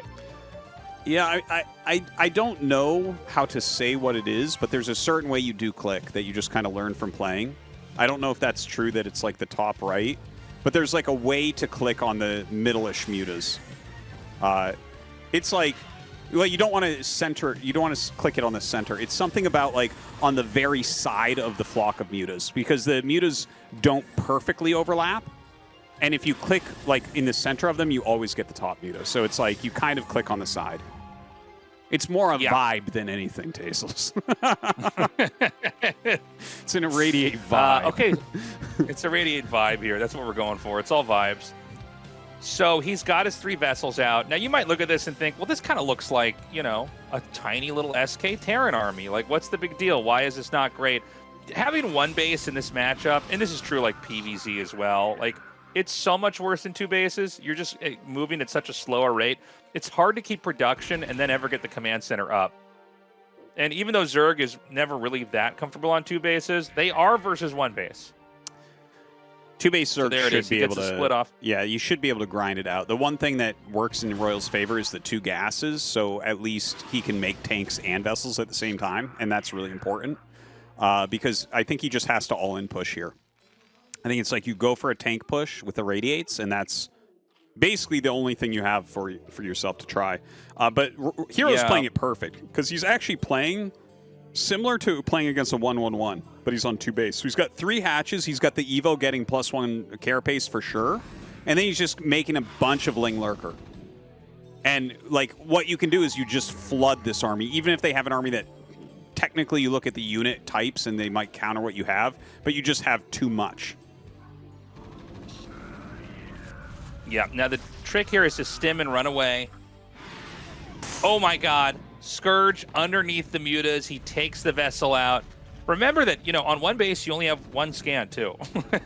It's something you can easily forget. You might look at, you know, production and the units and everything like that, but yeah, you don't have that many scans. If you lose the vessel, you can't detect anything if you don't have any scans, so it's pretty painful. And, to what Artosis was saying earlier about this being a one base, probably an all-in. Once you one base as Terran in this matchup, you're kind of locked in on the one base. It's pretty hard to be like, okay, well, I'll just expand now and we'll slow down, because by then you've lost so much momentum. In a bigger picture sense, it's why all the StarCraft games you see, if it's not a crazy cheese, it's all engineered to get a base up quickly in basically all the matchups. And that's why cheeses exist, is because you can punish someone trying to do that. So, exactly. Right now the lurker count's getting so high. If he hadn't lost a single vessel, I would still give him a good chance, because you can really grind a lot of value out of getting vessels out this early. But he's lost like 3 vessels or something so far. So, his irradiate count isn't going to be quite where he wants it. This is a pretty big army from Hero. Yeah, I like that Hero's just taking a third base at the moment and kind of making this difficult. Because that's about all you can do, is just kind of make it difficult and eventually just swarm and overwhelm. Hero's approach to this has been perfect, by the way. When I do see Terrans win, when they're stuck on one base and they're having to just kind of make this, junior size SK Terran army, if they win off irradiates that have accumulated damage over time. Yeah. So if you kept all your vessels off and got crazy good irradiates, maybe you win. And that's exactly why we saw Hero dive in and try to kill off the first vessel, and he succeeded. And he's done a great job ever since. We should have 3 more vessels in this game. Is that how many been killed? It's been 3, right? I think 3 have been killed so far this game. Which, yeah. If he has 3 more, it's you're talking 7 vessels. That's infinity irradiate. It's crazy. Yeah. You can just cycle through those and slowly push out. Sorry, go ahead. We actually see Hero moving his lurkers up to the top to go in the back door. There is a Marine there to watch, but I don't know if he's recognized that as of yet. And in fact, the mutas fly back to kill that, and he's taken out that stasis cell. So he's going to have that back path. And what do you now Royal has even more areas to defend. And irradiate on the Scourge is kind of a questionable move, I think. I almost think it's better if you see a group of Lings that aren't moving to irradiate the Ling in the center. that can be very good. You know what I'm talking about? They just don't move, They and glitch. the whole brick dies. I guess at this level, it's probably stupid, but It works sometimes. yeah. He's going to push out, and there's going to be a counter attack that is going to just destroy the main base. Yeah. I think Terran's too far out to try to turn this around. He's going to send this back. Now, look, Terran can lift off. They can try to buy time. This push is going to have a lot more power behind it, because there is no way, for these lurkers to get back and defend. The question is going to come down to, oh my God, he needs to move those Marines to defend those tanks. That's insane. Dude, I'm really kind of surprised that Hero has decided to do this. This looked like such a free win. This is what I would be looking to have happen as Royal. And he's lost multiple vessels moving across the map as well. But look at this. It's just Lurker Ling. Oh. You can clean that up. Royal's going to just, run away with the game suddenly, when this was, almost impossible to lose. This is crazy. I can't even believe what I'm seeing here. Because a base trade that looks like this actually goes to Terran most of the time. Tank vessel, how are you going to kill that? As long as he keeps his vessels alive? The tanks outrange everything. Yeah. You don't have Dark Swarm. Well, I guess he will eventually, because he does have the Defiler Mound, so maybe? Well, he needs to get rid of the vessels, which he really can't do. And you're going to have enough irradiates. You can irradiate all the lurkers and the defilers. He could irradiate another set of Scourge if he wants to. We haven't really remarked about that base above this, but I think that's going to be punishable in a lot of different ways. Yeah, I mean, look, Terran's main base is in shambles, but Terran has an army that can fight just way more. We're seeing a little bit of damage here and there. He can just irradiate that lurker and just come up here and punish. And this is why, vessels are so important in the matchup. I don't think we talk about it because it's so commonplace, but it's really highlighted in this game. Just having the vessels here to irradiate over time just makes it kind of impossible for the Zerg to really get anything done. Decent lurker shots, honestly. Yeah, and he sieged up in the range of a Sunken there as well. Actually, I'm watching this Tastosis, and I'm feeling I'm watching my own game where like everything's going wrong, the micro's off, everything's dying. He's, you know, certain things should be happening and they're not happening that way. And like, you know, it feels like one of my games. Everything's on fire. Whoa. It's crazy. Where'd that lurker come from? Oh, he sent all the SCVs into the main. I thought he had no workers for a little bit here. Okay. He's actually going to attack this science facility. Not a bad idea if you actually got the kill. You know what I think he should do? He should send 2 vessels down with enough energy for both D-Matrix and Irradiate, and just do the eraser move onto the workers. That would close this game out. That would be really, really strong. Yeah, there's like almost nothing left for Hero now. Yeah. This is wild to me. One lone defiler. This is how this game is turning out, is absolutely blowing my mind. Absolutely. This is one of the crazier TVZs I think we've ever had, because it's been so scrappy. And by the way, they've both made some pretty big mistakes with, I think in some ways, really smart openers. Like, Royal did a really advanced move trying to open like this, and Hero did a really advanced move predicting that Royal would do an advanced weird move, and then it brought out this.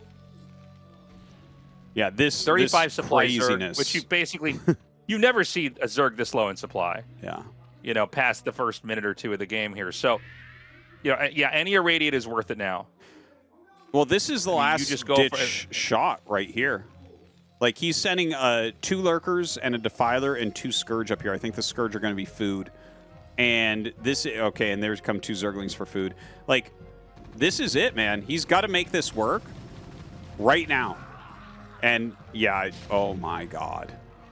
Oh, okay. No, well, that's, no way, that's dude. game, man. There's nothing left.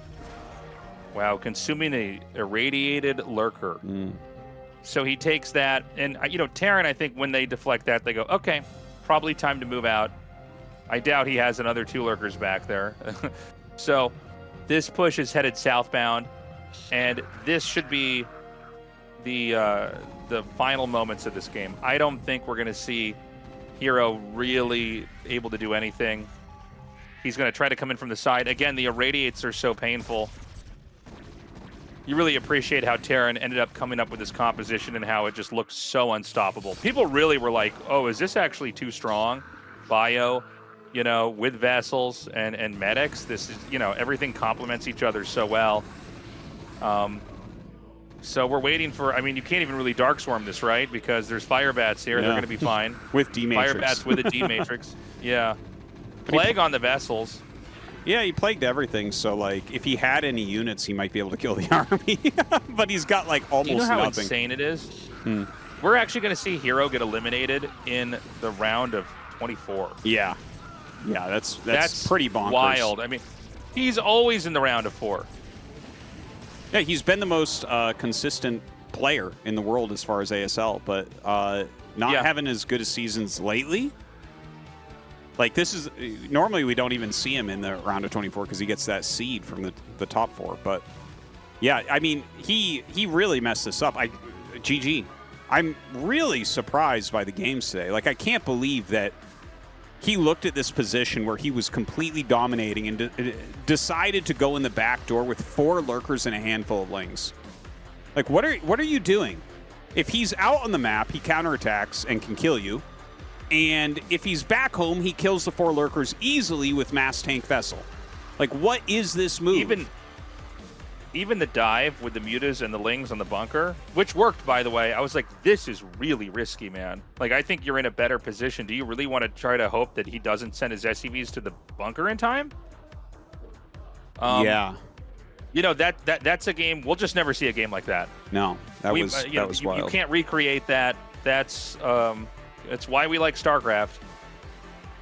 There's games we're used to and we've seen many times over, and we love appreciating, you know, the meta and the way they pan out, and you could call it classical StarCraft. And then you have these insane chaotic games where the openings are so obtuse, so specified, and everything is backfiring too. It's not like it works out perfectly and the game's wrapped up in 3.5 minutes. Yeah. And then you get that. You get like 2 base Zerg versus 1 base Terran, back and forth, counterattacks, crazy moments. And eventually the classic SK fun-sized Terran powers through and wins. Again, looking like a game that was straight out of 1999. Yeah, good job by Royal, like recovering that position. He needed some help from Hero, Yeah. but that's how it goes. Quick commercial break. When we come back, a TVT for our last player in the round of 16.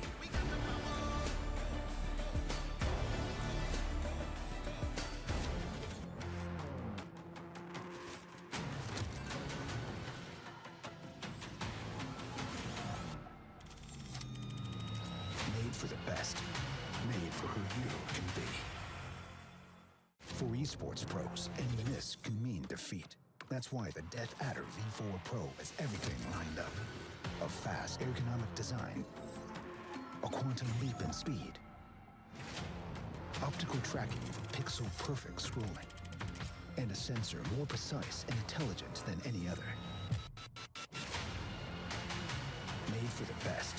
Made for who you can be.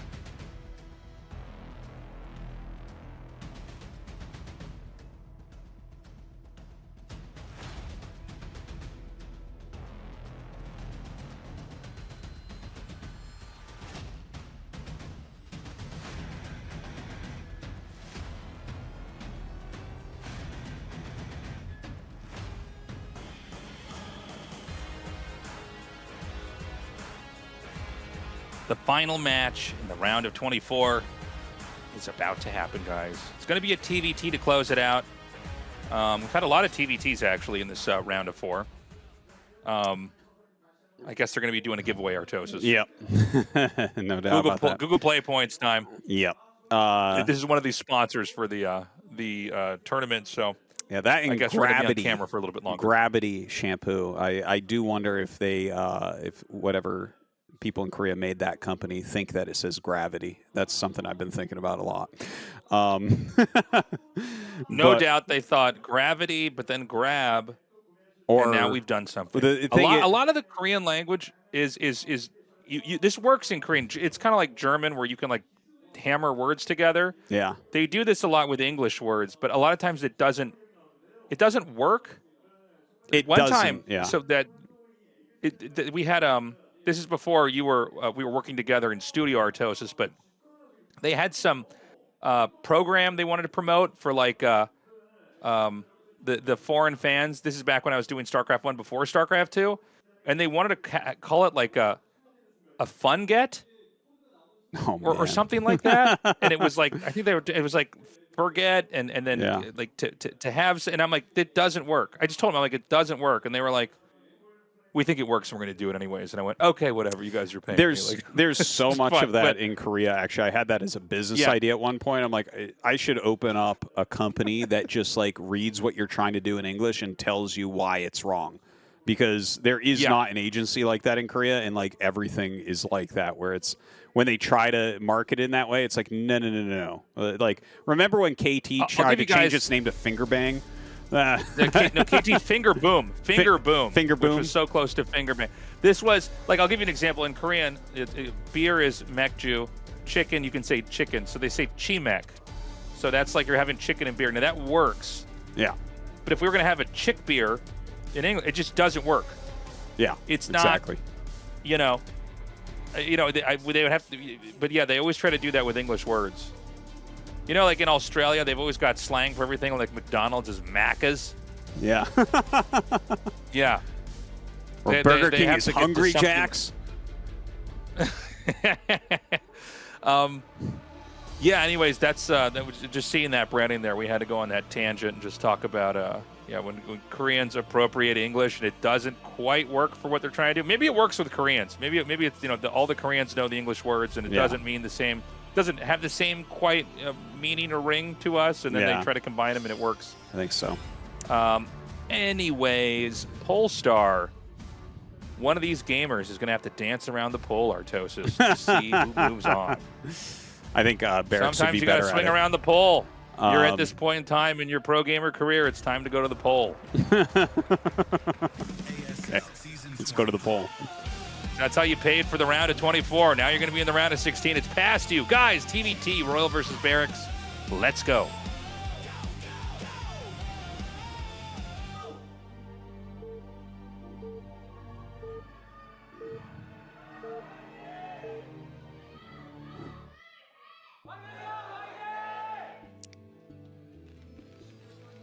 Both players sharing the bottom. It's Royal here in the left side of the bottom and Barracks here on the right. Quick reminder, guys, go to the Patreon. We've got the secret podcast up there. We post the episodes the moment they come out. You'll be emailed. I know some of you feel the sensation on the internet as it gets uploaded. You feel the chills. Yeah. You feel the vibration of the internet change a little bit. But you can also join our Patreon, get an email, check out the podcast. And yeah, we appreciate your support. If we can earn it from you, it means the world to us. It truly does. And StarCraft, good game. Patreon, good way to support. So, so far the story of this group and some of the other games that we've seen is just deciding that you know what your opponent's going to do and countering it. And we've especially seen that in a lot of Terran vs. Terran games in this season. And sometimes you have to do that. Sometimes something goes wrong, but that's something that you need to account for, Like, you have to keep your SCV health really high. That's actually the number one change that I've made in the new meta in Terran vs. Terran is just keeping my SCV scout health very, very high so I can double check for the command center. Because it's everything. It's everything. It's like if you don't know if they're going command center, then you're going to be screwed a lot of the time. So I'm hoping that this game we see a return to these fundamentals of figuring out what your opponent's doing and not just deciding that you already know. Yeah, don't be too deterministic. You know, I've been trying to brush up on my own gameplay here. Before, you know, we've got RSL starting very soon here, next week actually. So I've had a little bit of downtime, you know, but generally this is one of the busier times of the year for me. But in the downtime, I've tried to just like brush up on my play. And the more you study, the more you realize, look, this is a 300 APM game. Yeah, it's really fast. That's crazy. You know, there's more maps than we can count, but a lot of it in improving is just kind of knowing what you have to focus on, what you're trying to do, knowing what your opponent's trying to do. If you can glance at their base and basically figure out, almost like a moment in Sherlock, you can glance and put all the pieces together and see what they're doing. That's how you're going to get a lot better as a player. And that's why it's so exciting, like the previous game we saw, because it was such an unusual situation. And to try to see the players navigate that is so fun. Yeah, it's well, that's just StarCraft has like a lot of ways in which I find it to be really, really beautiful, and you know, trying to figure out like, okay, how do I like make the most of this situation, or how do I figure out what they're doing, right? There's so many little nuances that exist, and trying to utilize those to get into the right position. Like for instance, in this game, okay, they're both going factory expansion. Barracks had a faster factory. That was seen by Royal. So how do you want to play from here? Because there's two things that Barracks can do. He can either have more vultures out quicker, just slightly, or he can go add-on, which is what he's chosen to do here. I believe that was actually an 11 gas that he went for, so he knows he has a faster factory. Unless you're doing like a 10-10-10 all-in, you have a faster factory. So he's actually going for like a really, really quick siege tank here. And that could be a problem for Royal. If he just sits here making vultures, that could be a big problem. Yeah, this is the edge you get when you've got that SCV in there scouting. It almost looked like the factory just crushed the SCV there as he landed that. He might have even been trying to send it under that to try to make it bounce back up. Anyway, starport's coming down here. The add-on is being built out here for Royal. But yeah, let's see if Tastosis is right if that tank comes out right away and what that's going to do to Royal. Yeah, he actually went Vulture. So maybe he just wants a very quick upgrade with that, which is a little bit surprising, but okay. I'm on board. It's just, normally if you go for 11 gas factory that quick add-on, generally it's so that you can send a tank out against someone who hasn't made an add-on yet. And you can gain a lot of value with that initial tank. But he skipped that. Now, Royal wouldn't have died to that anyways because he chose a starport opener. But because there's an upgrade going as well as vultures being made here from Barracks, he will probably go armory with that. So we were in this little circle. It's like a lot of Terran versus Terran openers are triangles where like this has advantage versus that has advantage versus this, and this has advantage versus that. So like if it were just tank into vultures, it would have been Royal with the advantage. But because it is vultures into Goliath, Barracks has the advantage.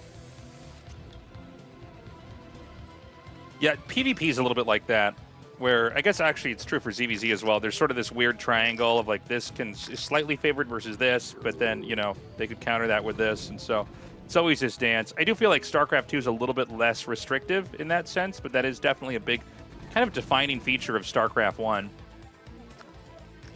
Yeah, it's, well, it makes things really interesting because it's not like this is undoable for Royal. You know, like there's going to be Goliaths out, so his Wraiths aren't going to get that much done. But, like, it's completely playable. You can just sit there and be like, yeah, that's fine. I'm going to use the Wraiths. I'm going to force you to have some Goliaths, so maybe my siege tank count goes up a little bit. I'm going to threaten possibly a dropship coming out. You know, you have to account for that because I have a starport. You know, there's all these little things, but the Wraiths themselves aren't going to get too much done other than scouting. So now Barracks has a very light contain here with these mines. We'll see if he sets this up into an actual contain later on. But, you know, in some ways the mines are, you know, you have to have a certain number of units to be able to push through them. And of course, you don't know where they're all planted, right? So, if you see it's one mine, then yeah, 2 tanks can run up and push through it. But if you don't know if it's a cluster of 4 or 5, it's not safe to move out, because you will just lose the game. If you move out with a small number of units and they just get set off by mines and killed off, that's, you don't see it at pro levels, but it can happen, and it would cost you. But this really frees up the map here for Barracks. Yeah, Barracks has a lot of room to kind of do what he wants at the moment. You're going up pretty fast here to 5 factories as Royal. Like, Starport openers generally jump up to 5 factories to recontest the map because they always lose map control early on. Whereas this opener from Barracks generally goes to 4 factories. And it's like, as long as you have 1 less factory than your opponent, you can block attacks from them in early game TVT. So, like, if you have 2 factory, you can block 3. If you have 3, you can block 4. If you have 4, you can block 5.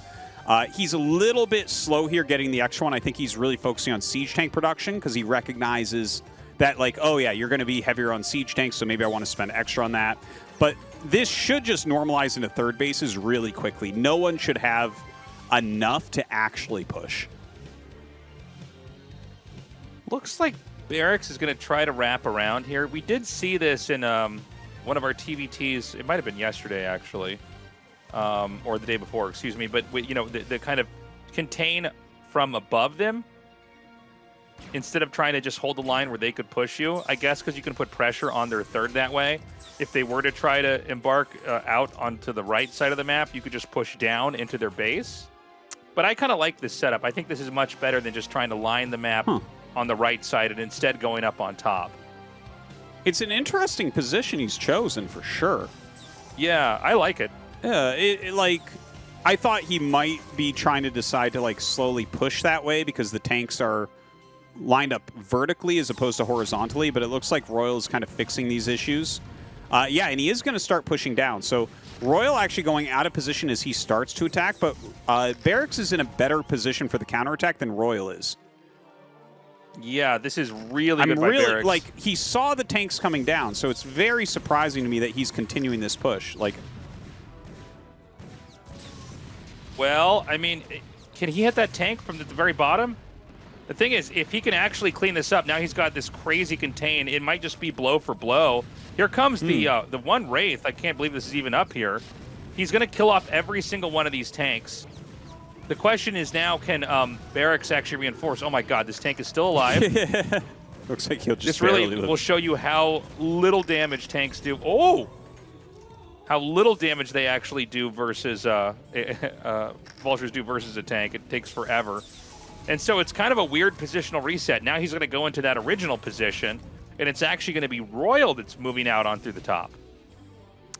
Yeah, kind of a weird engage went on there. I do think Royal way overdid it with how far he moved. It was very obvious that Barracks was going to attack. He had really actually no other choice based on his positioning.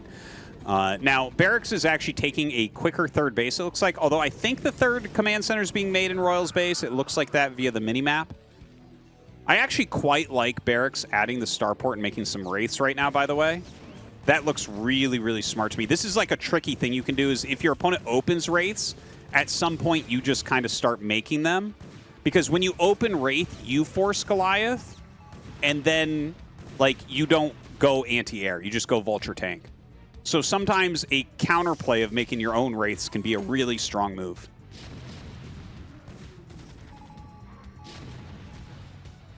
So there's some small Wraith accumulation here for Barracks.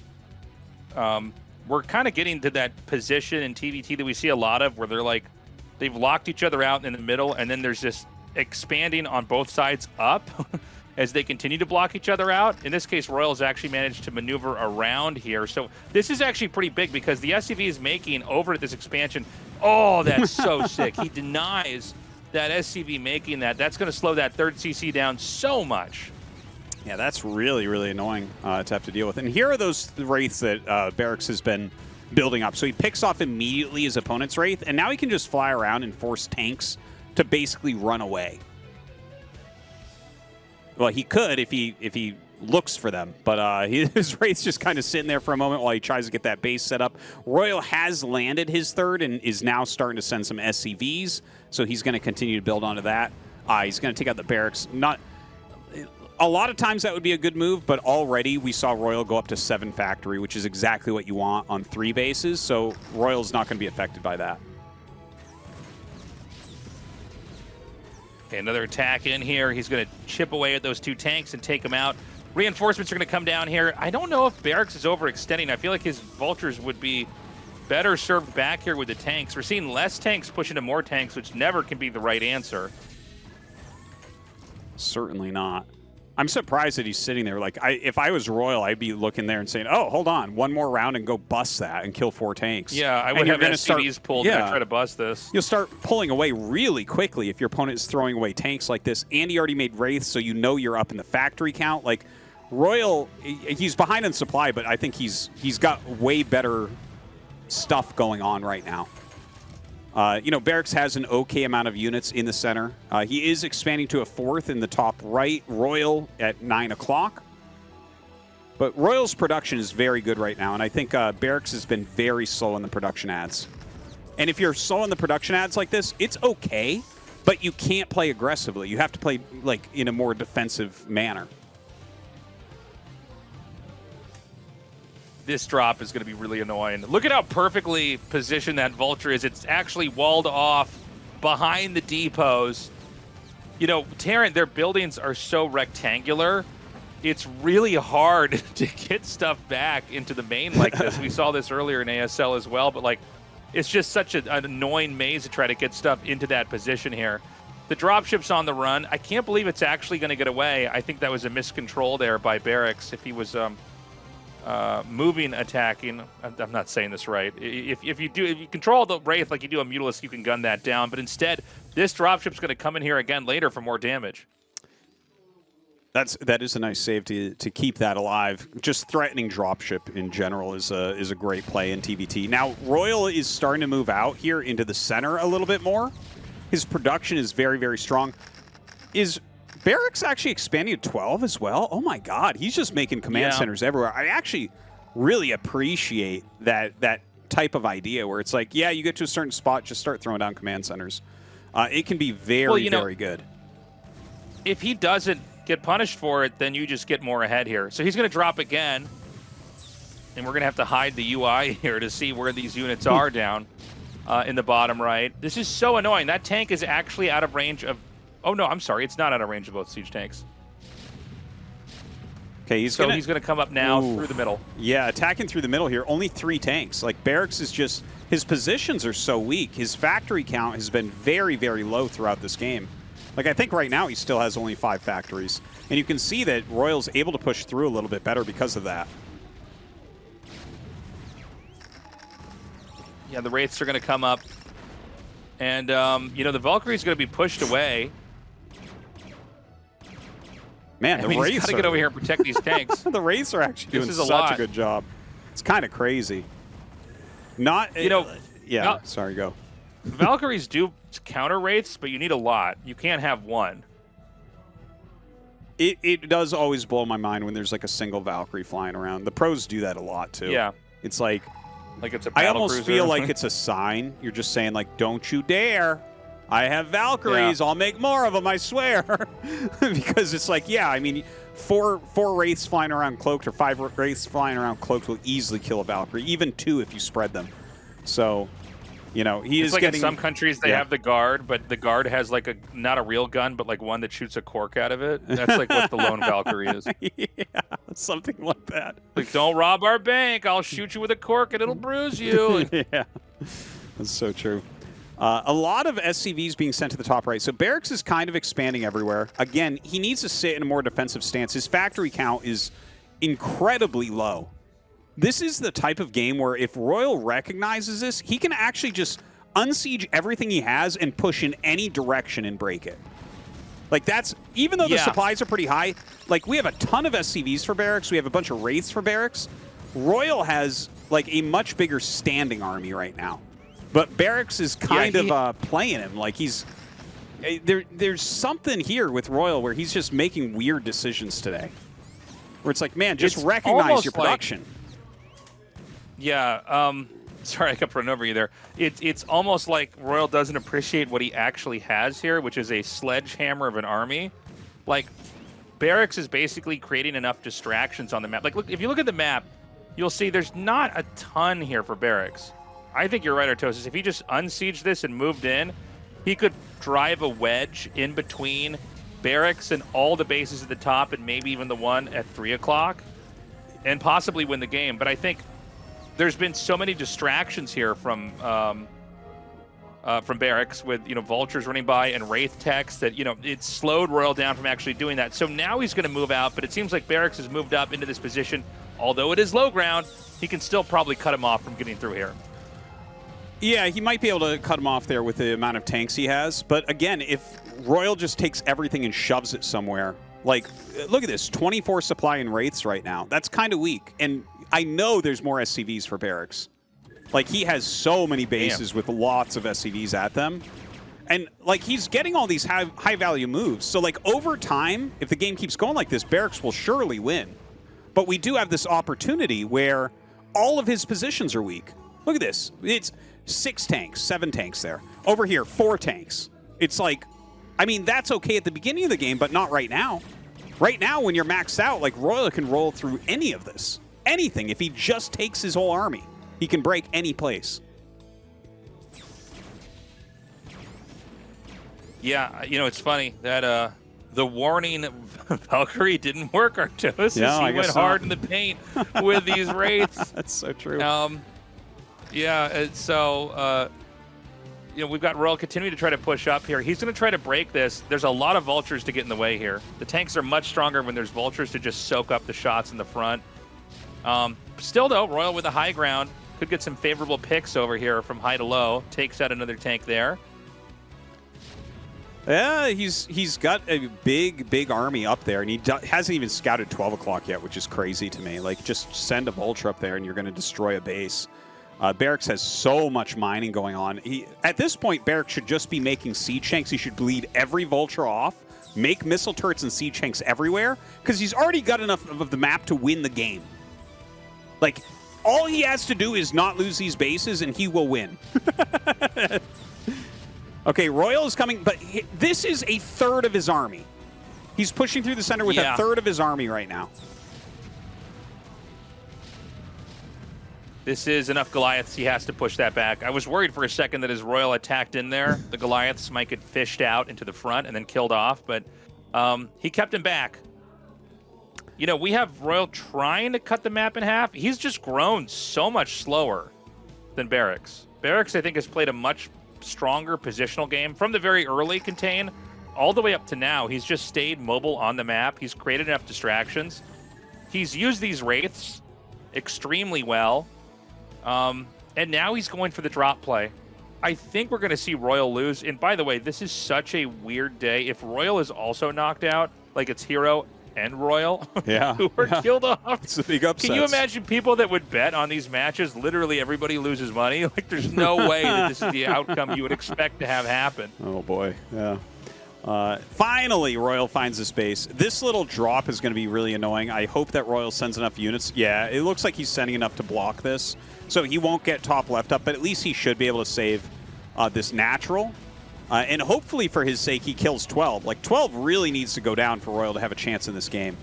Royal's fallen down by about 30 supply when they have even banks, which is pretty rough. And it's a more mobile army as well for Barracks, like a higher quality army in a lot of ways. Dropship's going to loop around again. This should be able to just... Oh my gosh, he doesn't even have to do this, actually. The Wraiths can take the tanks out. I don't even get it. What is going on, man? Like, well, I guess he's got Goliaths coming here, but... Well, Wraiths were sitting there, and he's like, well, let's send 3 siege tanks up there. That's a good move. And now he can take out the main here. And if you take this out, logically, you'd be able to move down to the base below this and take that out as well. And... like so many TVTs that we've seen in StarCraft 1, and there was one player surrounding the other until eventually that player is choked out. They dry up, they don't have any more resources, and they have to tap out. Well, Royal going to try to block this. He brings up his siege tanks. got to target those tanks down and just eliminate those ASAP. You know, he's still got like a big enough economy that he can still maybe recover this game. He does need to break 12, and he needs to secure top left. Those are like the two big things that have potential that will get him back into this game. But look at the look at the amount of dropships for Barracks. I think he's going to start to really dominate now. Like he was already kind of, but with that many dropships, it's going to be really hard to have good counterplay. Yeah, I mean, that's 2, 4, 6, 8, 10. Yeah, it's 10 dropships. How much supply is that? Holy crap! I almost had I had to like count it out. I'm like, that can't be. How much supply can 10 dropships hold? Well, it matters what's in it. It's normally mostly tanks, so it's like 6 per. Yeah. I would say average it is 6 per. Yeah. Yeah. It's like 60 supplies showing up in your base. It's like a recall. Yeah, it's crazy. Yeah, I was just going to say, it's like a recall here. Yeah. Takes extra buttons, but similar. And they aren't cloaked, but similar. Yeah. So he's just going to try to wipe out everything in the main. And I think this is the beginning of the end. I don't really see how Royal can recover this. First of all, there's so many tanks here that it's going to be wiping out, besides the infrastructure, units that are popping out. He's going to drop his own on top of here. And even that, you know, there's so many tanks that you can't really avoid splash. I think he's actually made another cycle of units inside these dropships too. So, like, I can't believe I'm saying this. This is a group where Hero and Royal lost, and True and now Barracks move on. Yeah, this is maybe the biggest upset in ASL round of 24 history. We're 20 seasons in. I mean, fact check me, because I know there's some people that have a more encyclopedic knowledge of, even though we cast this, like some people remember it better than us. But is there a single group that's had a bigger overall upset? I remember, even in some ways, True beating Barracks inside of this match is a bigger upset. Like, that adds to it. Like, every single result was an upset. Yeah, it definitely has been crazy in that regard. I do remember there was like one season, like a really early season, where we had an unbelievable group of upsets in a group, but I can't remember which one it was. But I remember having a similar feeling where I'm like, I can't believe this is how today went. It was like a group where like Saxry beat like a champion or something, and like everything went to it just was like backwards from what you would think. But yeah, this has been pretty insane. But I have to say, these are like I've casted, I've watched a lot of Royal games lately. He's been playing well, but these are the worst games that I've seen from him in a very long time. In a very long time. These look really amateur. It looks B rank based on his unit movement. Like, he's missing really basic stuff over and over. Definitely does not deserve to go forward today. No, the better player has to go on, and this is just better play. At this point in time, Barracks is maxed out with deep pockets, 4K minerals, over 2K gas. And by the way, 6 o'clock was never really a point of interest on this map, which is kind of funny. A lot of times that's one of the first places that's taken by one side or the other. This game is going to be an exception. This game was very, the base acquisition was on an upward trajectory for both sides. And you could see Barracks way outpaced him, wrapping around, and ultimately now denying the top left main. And right now, Royal's here at, like, he's about to be below 100 supply once he loses this fight. Yeah, I think he'll just GG Never from mind, here. He's making stuff. Losing the top left and losing your drops there. There's almost nothing left. Like, he's mining from 2 bases at this point. GG. Yeah, so Barracks going to go on to that round of 16 once again. Good job by him. I don't even know how to explain Royals games today. They were like, it was super weak, man. That was not ASL champion quality. That was not even ASL quality. We could grab any top Terran off the ladder, and they will give you much better games than what Royal gave us today, unfortunately. I mean, I guess the comeback against Hero was good, but like, he took so many risks there. It was like, what? It is insane to me that both Royal and Hero have been knocked out of the round of 24.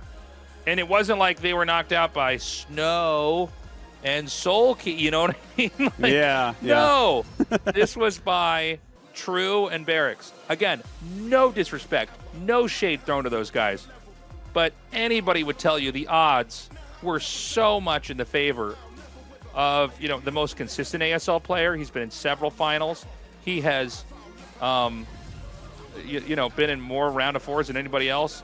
Royal is, I know ASL's been around for a long time, but a fairly recent ASL champion before Solky took over the entire show. He was like 3 years ago he won. Him and JYJ, I think, won in the same year. It was like Royal, then JYJ, I think, if I'm remembering correctly. I think so. And then it was Solky right. 4 in a row. So it was like 3 years ago. But this was like, I guess that was probably the overall finishing move. There was like a lot of errors, man. I don't know how to say it other than that. I don't want to be like overly critical, but I feel like I'm normally like really praising when players are making great moves. But we've seen it just like doesn't even make sense. Like when Wraiths are sitting at that base and they just cleared your other tanks, unsiege 3 tanks, and go up and lose those to the Wraiths as well. It's like your opponent has mass Wraiths and mass expands, and you have a huge maxed army, and you don't attack it. You're attacking with a third of your army into tanks. It's like you would have to go really low on the ladder to get play that bad. It's just, I don't know if he's stressed or what, but this was not it for Royal. Look, man, we all have bad games. We've all had bad games. Like, for me, it's only every time I stream. For Royal, it's today. For you guys me, don't it's know, when the every stream's day. not on, I don't lose. Yeah. It's for me, it's only when I'm trying to show off to my my community on Twitch. Yeah. So we're going to have an interview in a sec here. And Barracks is moving on. Again, let me know on X or come by my stream. Let me know. Have we ever had... ASL Season20 24강 F And that does it for Group F of the round of 24 of ASL Season 20, as the last ticket to the round of 16 goes to Barracks. Congratulations. Thank you. You succeed in advancing through Group F in second place. How do you feel? 너무 힘들어가지고 It was tough. 사실 좀 일장형이 떨어지길래 좀 After Hero got knocked out, 이거 큰일 나겠구나 생각해가지고 I knew it would be a big deal if I ended up losing too.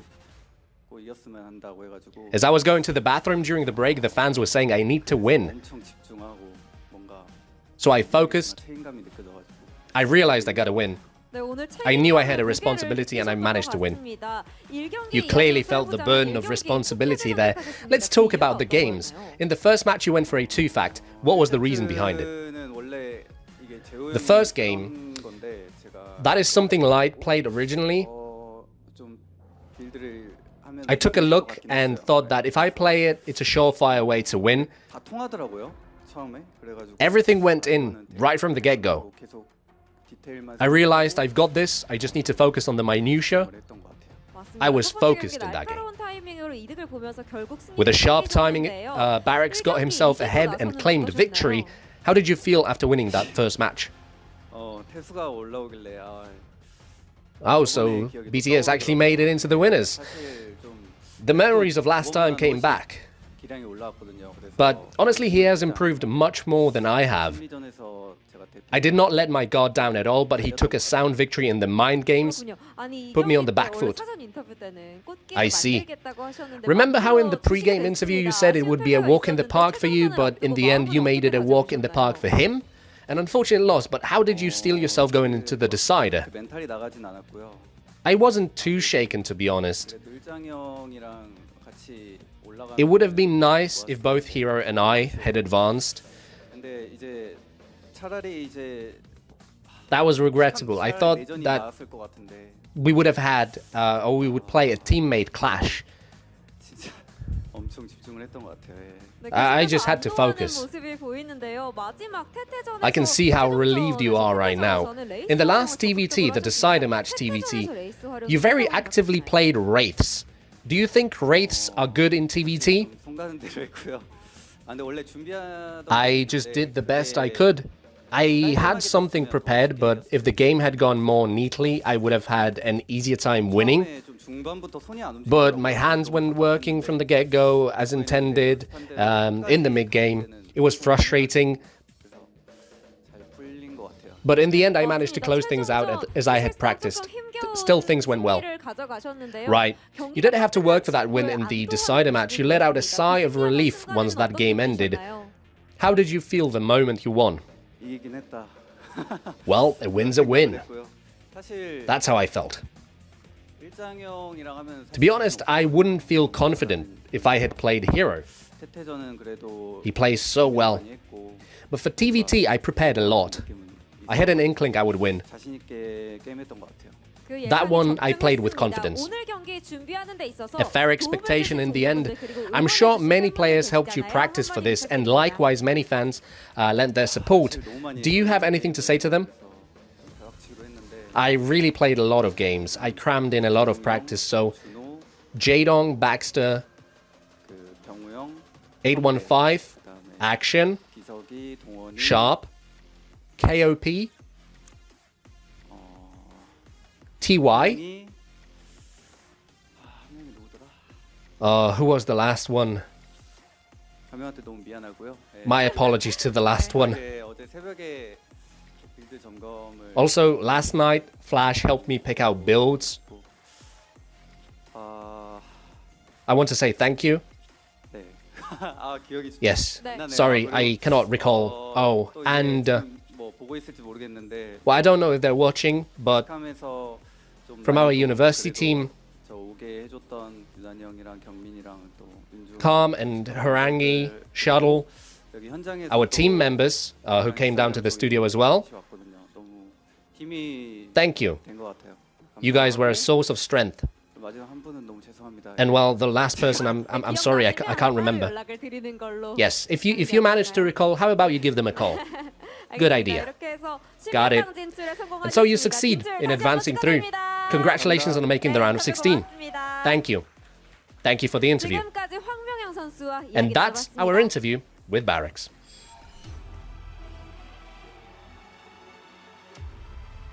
What a day, guys. Great games. Great plot twists.